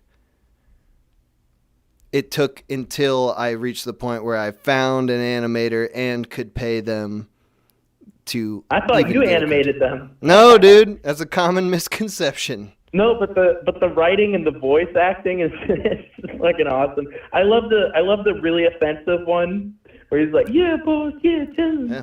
That was the first one that got animated. That was like 2018, and the channel started in 2014. And like until that point, there was basically no audience. Yeah, 2018 was around the time that my life was, like kind of but like getting better, So it's just like I if you want to like go down that path. Kill themselves too. Say again. I've also witnessed a few people kill themselves too. Witnessed. So that's kind of in the moment. Huh? Like you were in there in person. Well, yeah. Like okay, so I don't know how far long ago, but it was like I don't know how long ago it was. It was a long time ago. It was after I came back from Arizona, but there was this guy who was like drunk or something, and he just like he just like walked in front of oncoming traffic, and I saw him go flying across the road. And that was the last time I saw someone do that. Good. But before that, when I was in high school, I went to like a juvenile delinquent school because I made like a empty threat because I was getting picked on and shit. Really whiny, stupid, edgy shit. Yeah. So I got thrown into like a delinquent school, and I met this girl there, and she's like, I'm gay, by the way. But she was like my best friend, and I really loved her, and she had a lot of like problems, like mental problems. She was on drugs. Right. She loved the Beatles. She had a little Paul McCartney doll that she made herself with electrical tape and a little printout of Paul McCartney's face. She was so great. And when I got picked on I was like getting picked on once in class, and she's so small too. She was a small little, she was like half my size, man. She's like, "Don't make fun of him." She had like a British accent too. Wow. She's like, "Don't make fun of him." And she like pushed the fucking guy. The dude was like, he was taller than me, man. Like knocked him over a desk and shit. The teacher didn't even report on it because the guy was being an asshole. So that's cool. Wow. But I loved her, man. We went skinny dipping. Me, her, and her boyfriend. We drank underage. Did you keep in touch? No, she shot herself in front of me. Oh, this is someone who killed himself. Yeah, man. Wow. Yeah, so in front of you at juvie or afterwards? Huh? At delinquent school or afterwards? What do you mean? I'm really high. When she killed herself, was that at the? We were still going to school, but it was at her house. Oh. Wow. Yeah. Well, that's really fucked up, eh? I have her bracelet still. I got like a little treasure box where I keep all of my the stuff from all my friends that that have sentimental value. I still have her bracelet. I wore it to her funeral. God damn. And her funeral's not that. Her grave is down the street from me too, so I could visit her, whenever. And sometimes I pay respect, Mm-hmm. So you've been through a lot, and it sounds like you. I used to want to kill myself, but now I don't want to because my life is better. I've helped people, and I'm working on myself, and I'm trying to get through all the shit I've endured. Yeah. So I mean, what's it sounds like you've got less of a reason for self-hate than a lot of people. Yeah, but I still hate myself. Actually, but I'm working on it. Right? What makes you feel better about yourself? What actions? Is it doing things like improving the house or helping your friends out with the rent and shit like that, or what? Yeah. And and also, like improving and my gameplay and League, All things that are, a form of improvement. Those are helpful. Yeah, but having bad days really like knocks me down, because I also have really bad depression, like really bad clinical depression. I'm taking like a hell of a lot of Prozac. Do you have any advice for the people listening to this stream who also have bad days and who are also like you and not currently killing themselves? Like, what do you do to get you through it? I listen to music. I wouldn't recommend listening to stuff that reflects how you feel, because that could just make you feel worse. But for me, when I listen to music that has the kind of like feeling in the song that like matches how I'm feeling, it kind of absorbs the negativity, like, and like it helps me come around to like music, and just trying to, little dopamine highs, just trying to, like playing a game or something, Engage in some art and entertainment. Oh yeah, I love YouTube. Right? Is there I'd any? rather watch than make stuff, to be honest with you. So that's another reason why I can't really make it in entertainment. You'd rather watch. You'd rather. Yeah, consume. I'd rather just watch and just Do you ever feel like when you're watching stuff, does it make you feel bad, like in the sense that like you don't feel like you can create at that level? That's how I feel when I watch stuff. That's part of it. Yeah, that's part of it. But I've seen some really jank, artists, that still have really fucking awesome material with like, it's like really fucking creative and shit. That's something I love so much about. I've pushed this channel Slouch on everyone. I don't know if you heard that name, but I've talked about Slouch. Yeah, I know about that. Yeah. Right, Slouch is the guy who drew the overlay for this stream, and something I love so much about his earliest work. He was making it when he was fucking like 15 years old, which is insane. But it was like he was just screen recording himself, like dragging elements around in Photoshop. So it was like an animation, but it was just like a JPEG of a guy like shaking around, or he would like rotate it like to do things. And it was very inspiring to me, because it was like, I feel like I could even do that. And I'm watching this and being so entertained by it. Like, it seems so like within reach that that's what feels inspiring about it. Some people make things that aren't like... see something. I did see something that I could probably do. So you know how like I don't know what it is, man, because I'm so unfamiliar with it a little bit. But you know how like people have like these anime looking characters that are like, they look CGI and they kind of move around with like motion cap, they're like an avatar or whatever. I have seen. If I can do something like that and then like have gameplay in the background and be like a another fucking trash gamer channel, but with like a cool avatar and shit. I could do it. I could do that. There are definitely programs to do that shit. Yeah. Like, hey, and actually, this is a good segue, because I'm going to end the stream right after this call here, and I'm going to show a video. It's serendipitous that I was the last one, and answering was like a shiny Pokemon. Exactly. This is the holographic call of the night. Fuck yeah. Go on. But I'm about to show this video. This guy who makes this guy Cody, who calls in a bunch to this stream, and he makes great animations using this program it's a game called Nightmare Puppeteer. And one of the things on this game is making a little VTuber guy, like a little avatar dude, like you're talking about, but like not the anime style. It's got its own style, but you should definitely. So cool.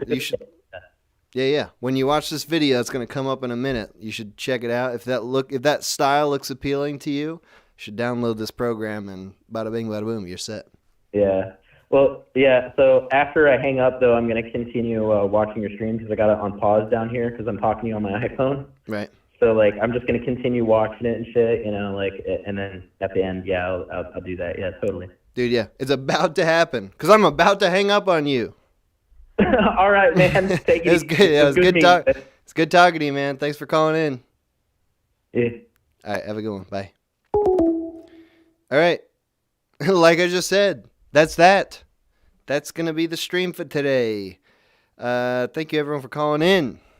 This has been. It's a weird one, you know. We can't deny it. Let's just not even try to deny that this has been a weird one.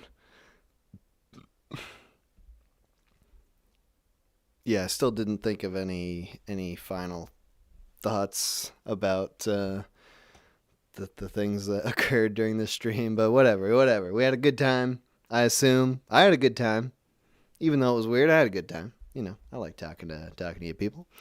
And I hope you will join us for the next stream, which will have a topic that is just totally not personal. It'll be just a real, it'll be about putting a serious distance between the callers and what they're talking about. All right? It'll be the opposite of this one. This one we went in depth inside the caller's mind. Next time we're going to just stay as far away from that as possible.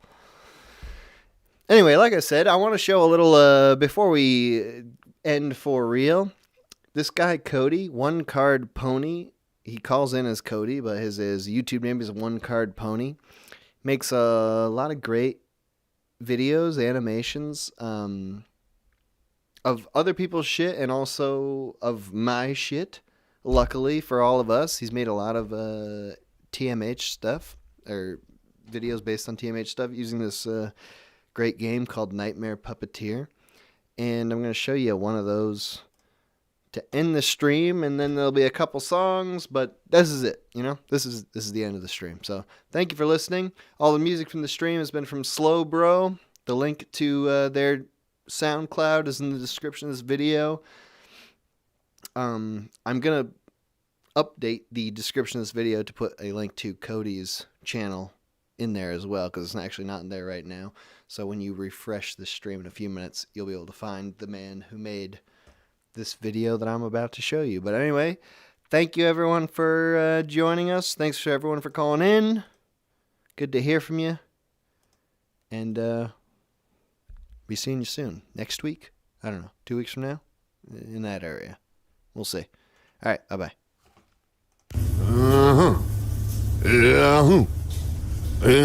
Oh, Jesus Christ. Ah, Jesus fucking. Get the fuck out of here. Get the fuck out of here. Get the fuck out of here. What are you doing? You ain't got no fucking pants on. Get the fuck out of here. What the fuck are you doing? You don't got no fucking pants. Get the fuck out of here. Fuck that, you think man. You want to see that? You ain't got no legal cause here. That sign out front said no shirt, no shoes. Didn't say nothing about no pants. Oh, we got a legal scholar here. Look, you can't be naked in the store. That's how it works. I ain't naked, bro.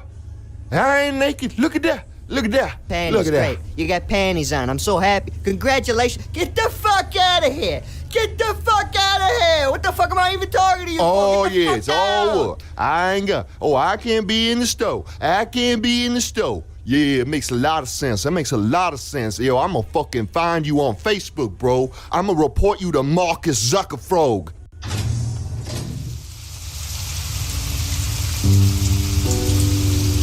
Man, this fucking goddamn son of a bitch.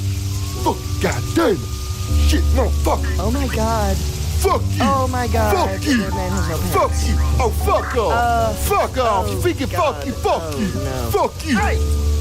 Hey! You put your pants on or I'm calling the cops. I got your fucking pants right here.